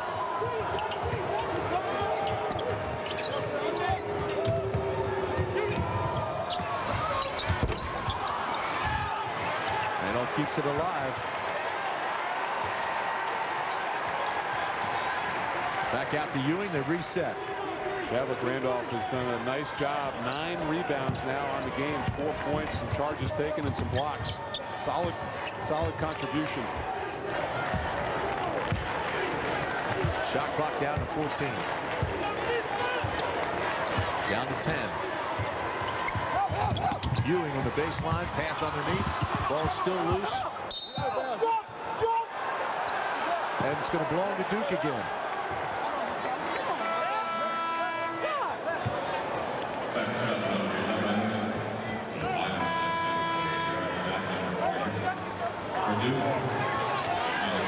So Ewing will bring the ball in. 4 on the shot clock.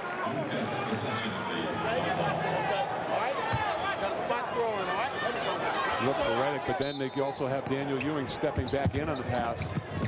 Elchione fires quickly. So Duke ate up some time, but didn't get the points. Bynum off balance. Banks it in. Down to single digits. Timeout. Georgia Tech. 47 points now for the Yellow Jackets, and they're down by 9. Nice rush up the floor. Will Bynum so much more effective going to his right hand, using the glass very well in the play. Mike, our Chrysler game summary looks like this. Big 3, we talked about it at the top. Georgia Tech needed to keep them quiet, but they've had 48 of the 56 points, and there you see the difference in Will Bynum yesterday and today. That last basket only gets him 8. Duke dominating in the paint, 20 or 30 to 20. I still think the big number for Duke right now is 27% field goal shooting by Georgia Tech. They've really locked them up in the half court. Time now becomes a factor. 6:03. They've got to make a charge, although they've pulled the lead down to 9 points. And Paul Hewitt trying to massage that lead and use his timeouts and in between the TV timeouts.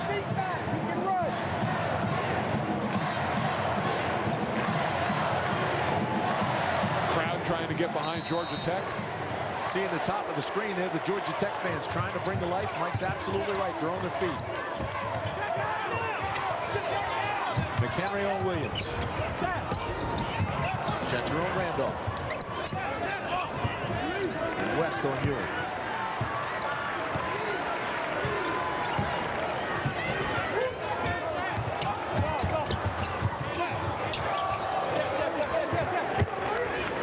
And again, they use a lot of the clock as the shot clock's down to 10. Randolph in the lane. Here come the Yellow Jackets. Still plenty of time left in this ball game. Bynum again. Off balance. Block. He'll go to the line to shoot 2. You can see Will Bynum now trying to take this game over by himself. Last couple times in the rush up the floor, taking it all the way. This time getting to his left hand. Randolph just late getting over. So Bynum goes to the line. Bynum is a 76% free throw shooter.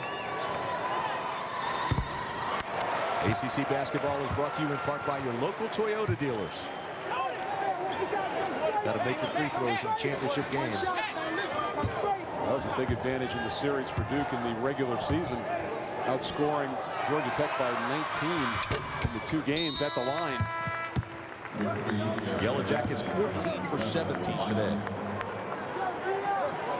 The lead is down to 8.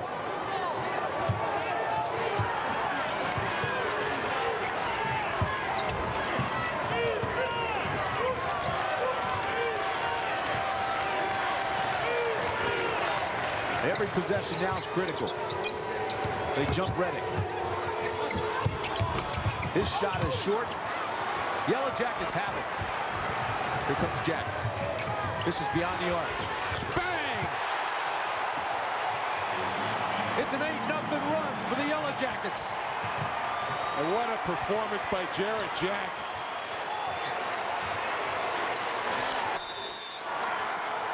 Five-point lead. Game on. You see the timeouts remaining. And the time remaining. 4:44 to play. Here's the look, and this is the energy that Jarrett Jack brings to this ball club. Daniel Ewing retreating. Jarrett Jack burying the 3, and what an emotional charge it gave this crowd. Well, the other thing, too, is that as a player, you get a little shot of adrenaline. You forget about that ankle injury.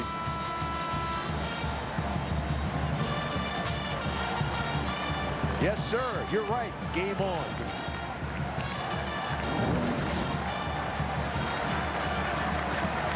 And the MCI Center's rocking.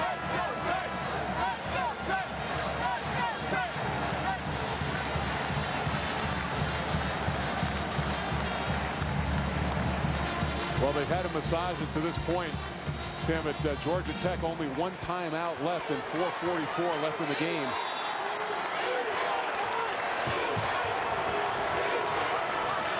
And you're right about Shelden Williams. He's played a long time with 3 personals. Never did get the 4th.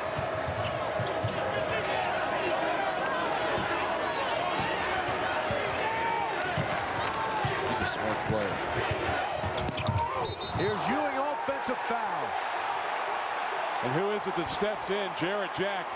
I talked about the fact that playing defense is the toughest part when you've got a hurt ankle because you've got to react to it. But he slid over, took the charge. And that's 5 on Ewing. And that is a big hit for Duke. Especially now, again, with the injury to Dockery, there's no primary ball handler to come in behind him. So Daniel Ewing is disqualified from the championship game. And the complexion has certainly changed in the last 2 minutes.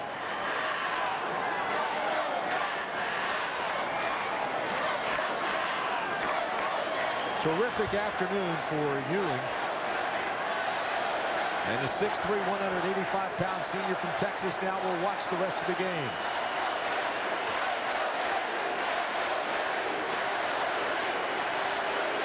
This broadcast is a copyrighted presentation.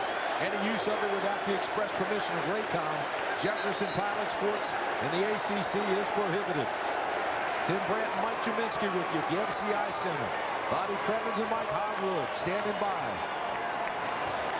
Let's go to Bobby Cremins. Bobby? Mike, you think they might have started playing with the clock a little bit too early?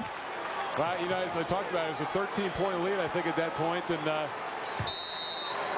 Mike, could DeMarcus Nelson, could he handle the point job responsibilities? not as well as Daniel Ewing, but he's not a bad ball handler, Bobby. I think they've got to collectively handle the basketball and that press. Do it as 5 instead of having to rely on one person. Inside to Schenscher. Kick it out to Jack. And taken away by Randolph. Big turnover by the Yellow Jackets. And I think Jarrett Jack may have wanted to shoot that shot, but he couldn't elevate off that left ankle. 0 for their last 7.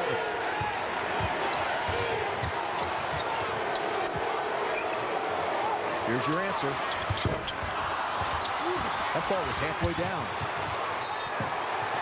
And Lee Melchione comes up with the offensive rebound amongst 4 Yellow Jackets. Great hustle on his part.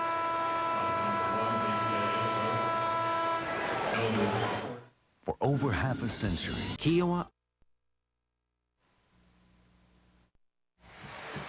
Well, Jarrett Jack has had a tough afternoon, writhing in pain after a sprained ankle, but has made an inspired return to the game after that. Got it retaped, re-entered the ball game, emotionally charged this crowd, took the charge there. That was Daniel Ewing's 5th foul, and he is the only Georgia Tech player in double figures. 17 points, 5 of 10 shooting, 2 of 3 from downtown. Duke's last points came at 7:26. We're down to 3:42 remaining in the ball game. It was Reddick's free throws, and Melchione gets on the board with his first point of the afternoon. After a 15-point quarterfinal, Lee Melchione's first points in the last 2 ball games. He's one of the Cameron Crazy's favorites. Works hard, really solid skills, but he makes both at a critical time. And he's been a big reason why Duke has been able to weather a lot of the injuries that they've had this year. He's really stepped up his game and plugged some gaps. Here's Jack to Schenscher.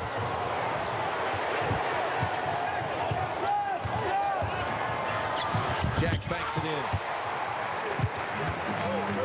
And now he hurt his back, and his leg is bothering him again. Well, what happens when you change your gait when you run, when you have an injured ankle, and then other things start to bother you.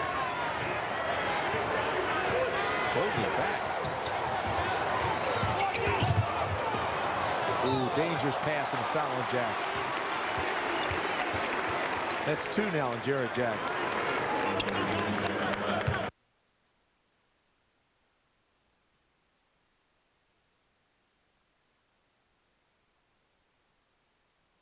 Tech has 1. Both teams are in the bonus. Tech in the double.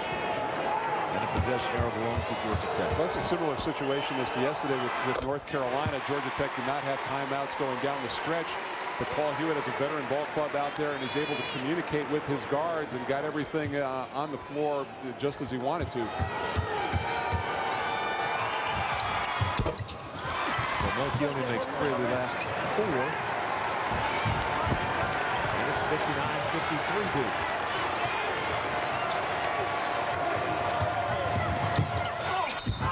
Jack off balance, offensive foul.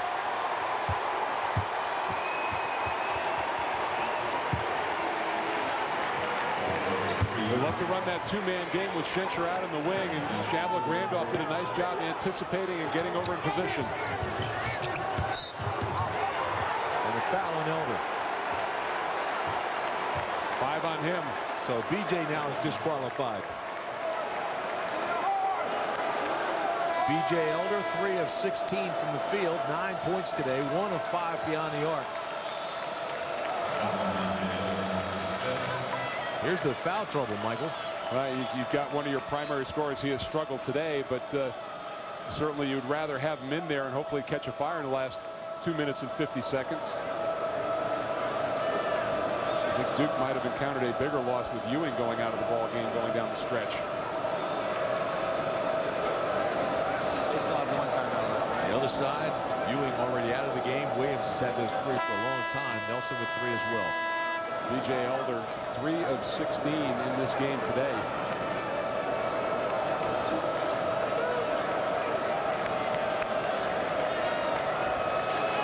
So Redick with 20 points, Jarrett Jack with 19 points. 2:52 to play. The ACC championship game. And it's 59-53 Duke.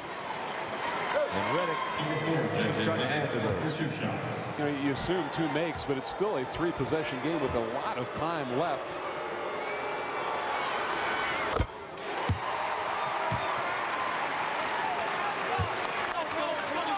Donald's All-American, Virginia State High School Player of the Year. J.J. Redick from Roanoke, Virginia. Really remade himself this summer, losing weight, getting in shape.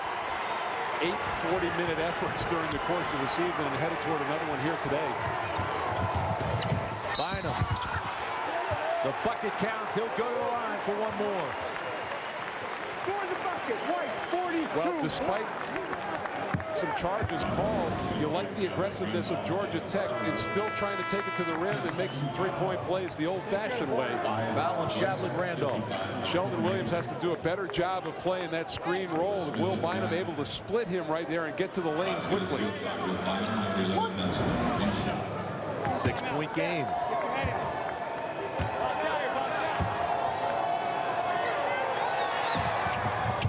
Five-point game.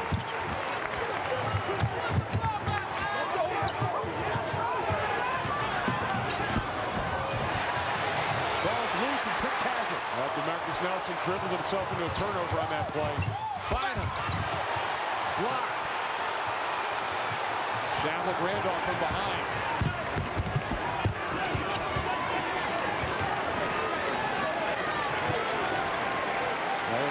Duke's going to put the ball in the hands of J.J. Redick here down the stretch with their best free throw shooter handling the rock. No call.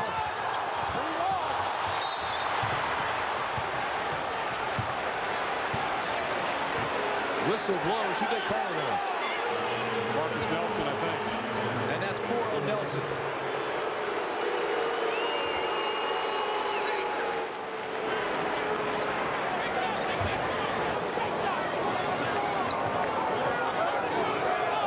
Both coaches.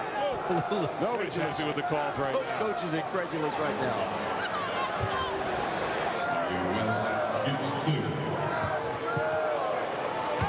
Meanwhile, Mario West West at the line. He's the sophomore from Douglasville, Georgia. And misses the free throw. Mike Hogwood was telling me before the game this is one of his favorite stories in the ACC. Mario West was a walk-on, really scrapping at practice and earned his way to a scholarship. Paul Hewitt finally one day relented and said, all right, you know, we'll give you your scholarship. You've earned it. Only a 59% shooter, though, from the free throw line. Makes the second.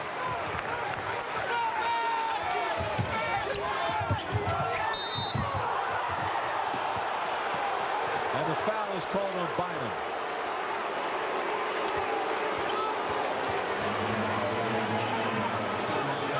Well, Duke at every turn is going to, especially on the baseline out of bounds, going to do everything it can to get the ball to J.J. Redick. Bynum very upset with the play.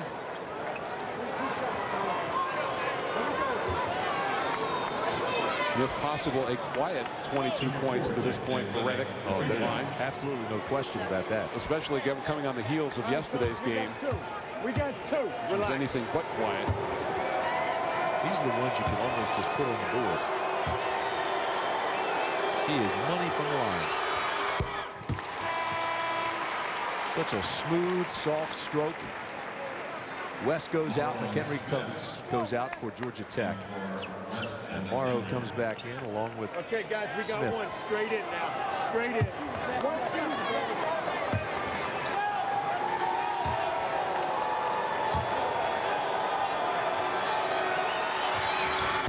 Makes them both. Duke gets them called, but you heard him straight in. That's the only way he throws them in. I think if he hits the rim, he probably counts it as a miss. 63-57 Duke. Under 2 minutes we go. Out tomorrow, who's been short all day, but hits that one. Timeout, Georgia Tech. Huge shot by the freshman. That is stepping up at the end of an ACC championship game. Mike, he was short on 3 straight from beyond the arc before he hit this one. Yeah, and to have the courage, I talked about it. Normally when he doesn't get off to a good start, the basket shrinks a little bit, but did not hesitate at all, and he found himself all alone in the corner.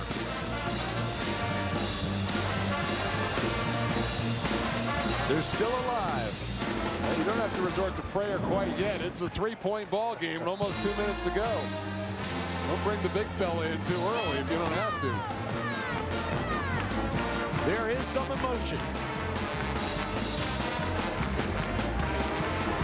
These two teams have provided us with some outstanding tournament memories, but surprisingly, they've met each other just once in the ACC Championship. That was 1986. The Yellow Jackets and their head coach, Bobby Cremens, looking for their 2nd straight title, but tournament MVP Johnny Dawkins had 20 points for the Blue Devils. Mike Krzyzewski won the first of his 8 ACC tournament titles, 68-67. Bobby, I know you remember that well, partner. Oh, yes, I do. That was a great basketball game. One point right here I have to make. Georgia Tech does not have to foul. They can play straight up defense, Mike. They do not have to put Duke on the free throw line. Let them make a shot here. Especially anybody but J.J. Redick, too, Bobby. And, you know, you're right, just a good, solid defensive stand right now. One possession game.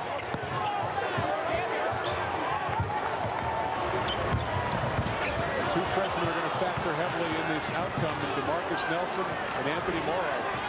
How about that? You talk about a drought.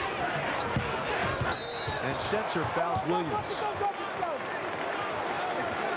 Williams is a 67% free throw shooter.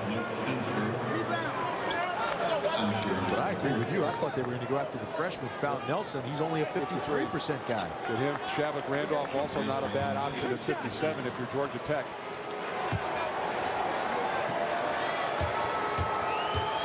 These shots become much more difficult down the stretch of the game, and Williams just bangs it in.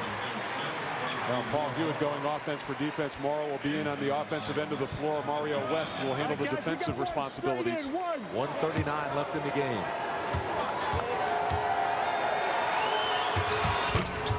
Misses the second one. Danny Ewing trying to do all he can from the bench. 4-point differential. is fouled. Bynum took his eye off the basket. He saw Schenscher on the right side. Got caught between that should I pass or shoot. Ryan and then right there, the right decision, a little floater instead of trying to carry it a little too far against Randolph. DeMarcus Nelson picked up the personal. That is his 5th. So the freshman now goes out. Now you're looking at David McClure and Patrick Davidson. The answer to Coach K's question is yes, it was on Nelson, and that's his 5th. Well, he's going to go with McClure.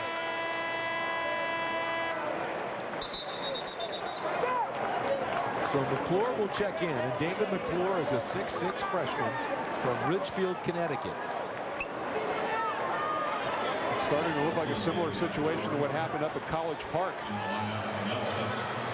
You see the foul trouble. Ewing's gone, Nelson's gone, Williams has 3 for Georgia Tech. Elder's gone, West has 4, Schenscher has 4, and Smith has 3. And there's McClure, who just checked into the ballgame, the freshman. And Mike, he hasn't been to the line very much at all this year. Of course, most of that time he was injured. Have only 5 of 9 attempts coming in on the year. Meanwhile, Will Bynum, the senior from Chicago, is at the line. He knows the importance of these free throws.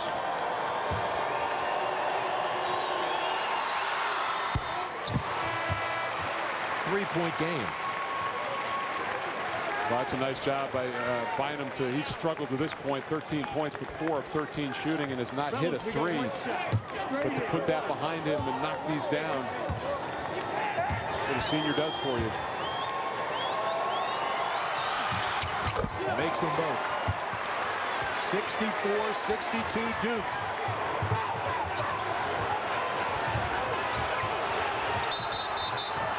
And timeout Duke.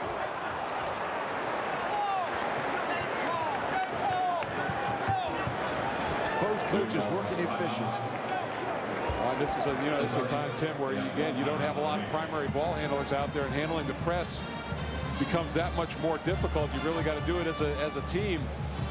You've got Dave McClure who's just in, and a lot of it falls, I think, on the shoulders of J.J. Redick to step up. At least if he's got the ball and you got to take a foul, you feel pretty comfortable about him knocking down shots.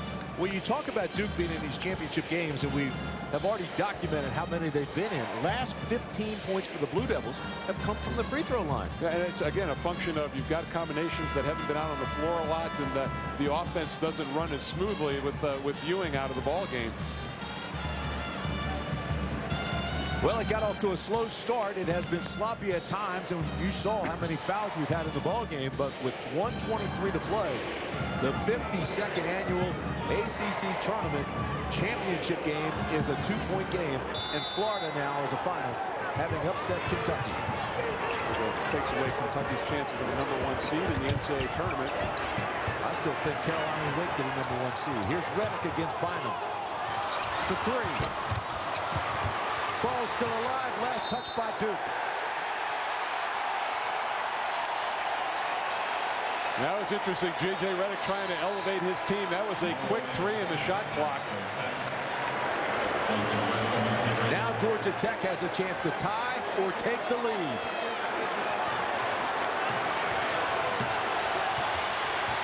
Everybody at the MCI Center on their feet. Tech has never led in this ball game. Bynum. And the foul on Bynum.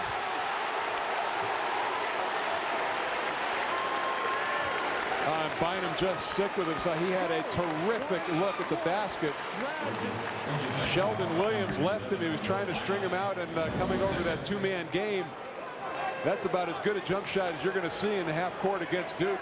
And unable to get it, he just tries to be a little too aggressive going after the offensive rebound. How about the impact Melchioni has had in this ball game? Came in, he's hit 3 of 4 from line.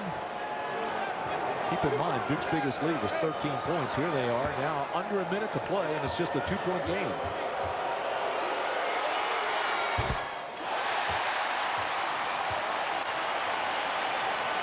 Melchioni looks at his teammates, say, it's okay, it's all right, I'm all right. I'll refocus. He does, and it's a 3-point Duke lead. 50 seconds left.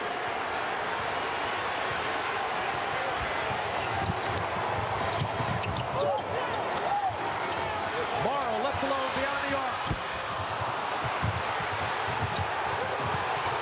Knocked out of bounds by McClure. Great hustle by Bynum. Boy, did Morrow get a good look. And again, but it's, you know, you talk about a freshman in the last minute of a close game in the championship game. Will Bynum just having no regard for his body at all. How great is this? This is fun.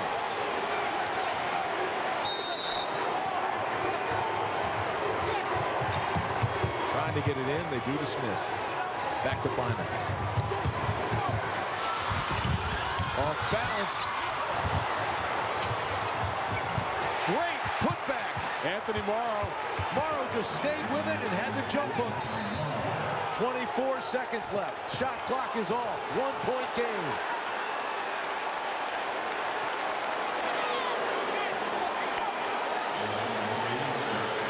Foul on the play. Jarrett Jack can't believe it. It's J.J. Redick who's going to step to the line. Fouls on Jarrett Jack, his fourth. There's the last play. I mean, just a wild scrum inside. Schenscher there at point-blank range, but the freshman Anthony Morrow coming up big down the stretch. 5 points for him in the last minute and a half. Redick at the line.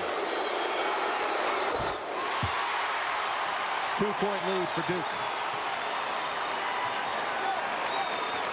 Again, your Georgia Tech down the other end. Your 3-point shooters are Bynum, who is 0 for 5 in the game. Jack and Morrow.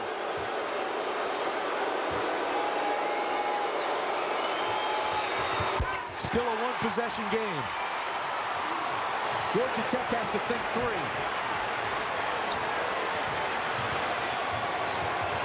Bynum. Beyond the arc. Too strong. Knocked out of bounds by Shelden Williams. That's a big call with 10.7 seconds left. Well, if you're Duke, you invite anything inside the 3-point line. Duke extends its defense. Bynum brings it into Jack. Back to Bynum. This is for 3.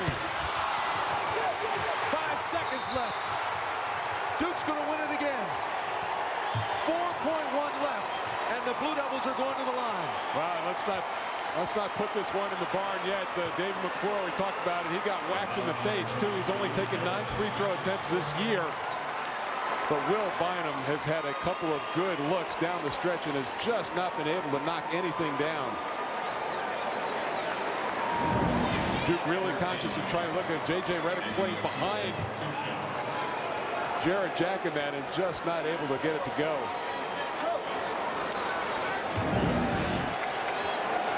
And so David McClure, the freshman, misses the first.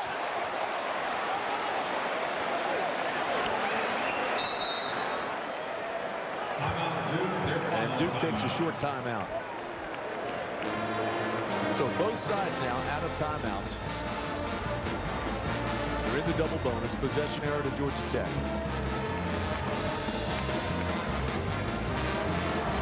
So you're not closing the barn door yet. No, keep in mind that a missed free throw, there's still plenty of time to rush the ball up the floor, although Jarrett Jack on that gimpy ankle may be slowed a bit, but you can still get a good look with 4.1 seconds.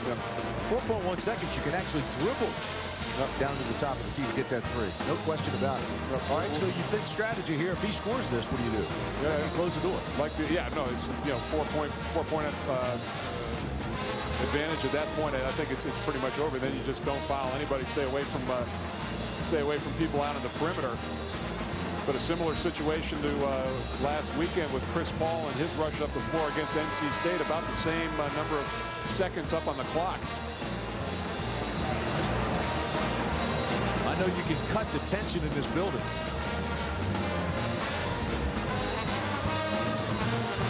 Great theater. Talk about how hard it is to beat a team 3 times. That's what Duke is on the verge of right now. Let's bring in Bobby Cremins. Bobby.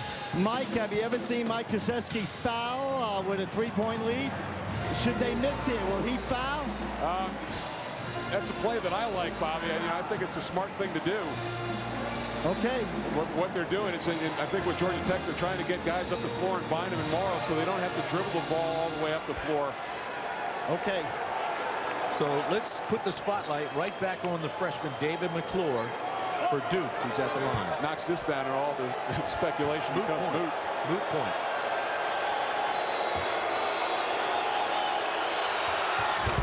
Misses it. Shelden Williams taps it in.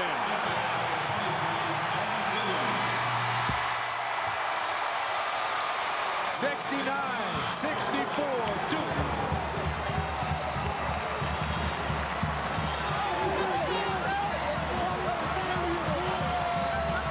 Tim, I really think now, I don't know what's going to happen, but Duke gets an argument for #1 seed in the NCAA tournament.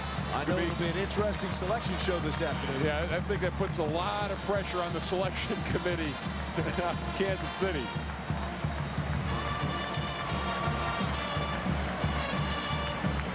Yeah, you know what?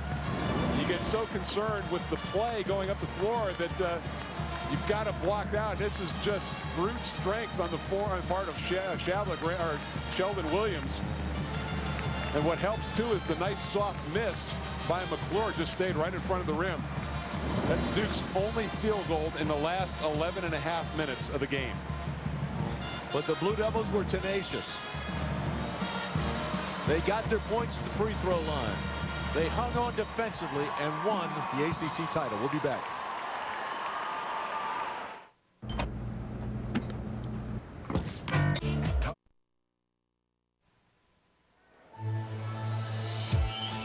ACC basketball has been brought to you by Bud Light, by Chick-fil-A, by your Carolina Ford dealers,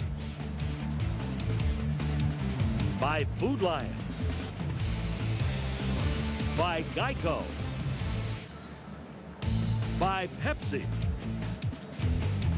and by Alltel. Mike Hogwood with you now at the MCI Center. Duke, ACC tournament champion J.J. Redick leads the way with 26 points, and he's standing by now with our Scott Przlonski. Thanks, Mike. And J.J., we were just talking a little bit. Lots of guys can play basketball, but you felt like the difference was something within inside of your club today. Hold on. Okay. Sorry, I just needed a moment. It's okay. Yeah, you know, all year we just been having a lot of adversity. We had Daniel foul out with 5 minutes to go. We didn't have any ball handlers out there. Me and DeMarcus kind of had to play a little point guard, and then DeMarcus fouled out. It's just really hard, and came down to making plays. Dave's defensive rebound, you know, he didn't make the free throws. You can't control that, but you can't control your effort. And Shelden made the effort to go after the ball and tipped it in. Just 2 amazing plays. This is an emotional group. I can tell that with you. Does it kind of make that much more special for you? This is the closest team I've ever been on at Duke, and it's really special. I think this win means as much to me as any win that I've ever had in my life. Thanks so much for your time. All right, thanks. Okay, Mike, that's J.J. Redick. All right, Scott, thanks. And you saw the emotion from J.J. Redick. I mean, this team fought, obviously, without Daniel Ewing, and what a moment there that he's sharing with his coach, Mike Krzyzewski. We'll be back with more postgame from this ACC tournament, but first a word from your local ACC station. Join Mark's Road Crew, mornings on WRAL. Duke saw a 13-point lead dissolve, and you see now they have won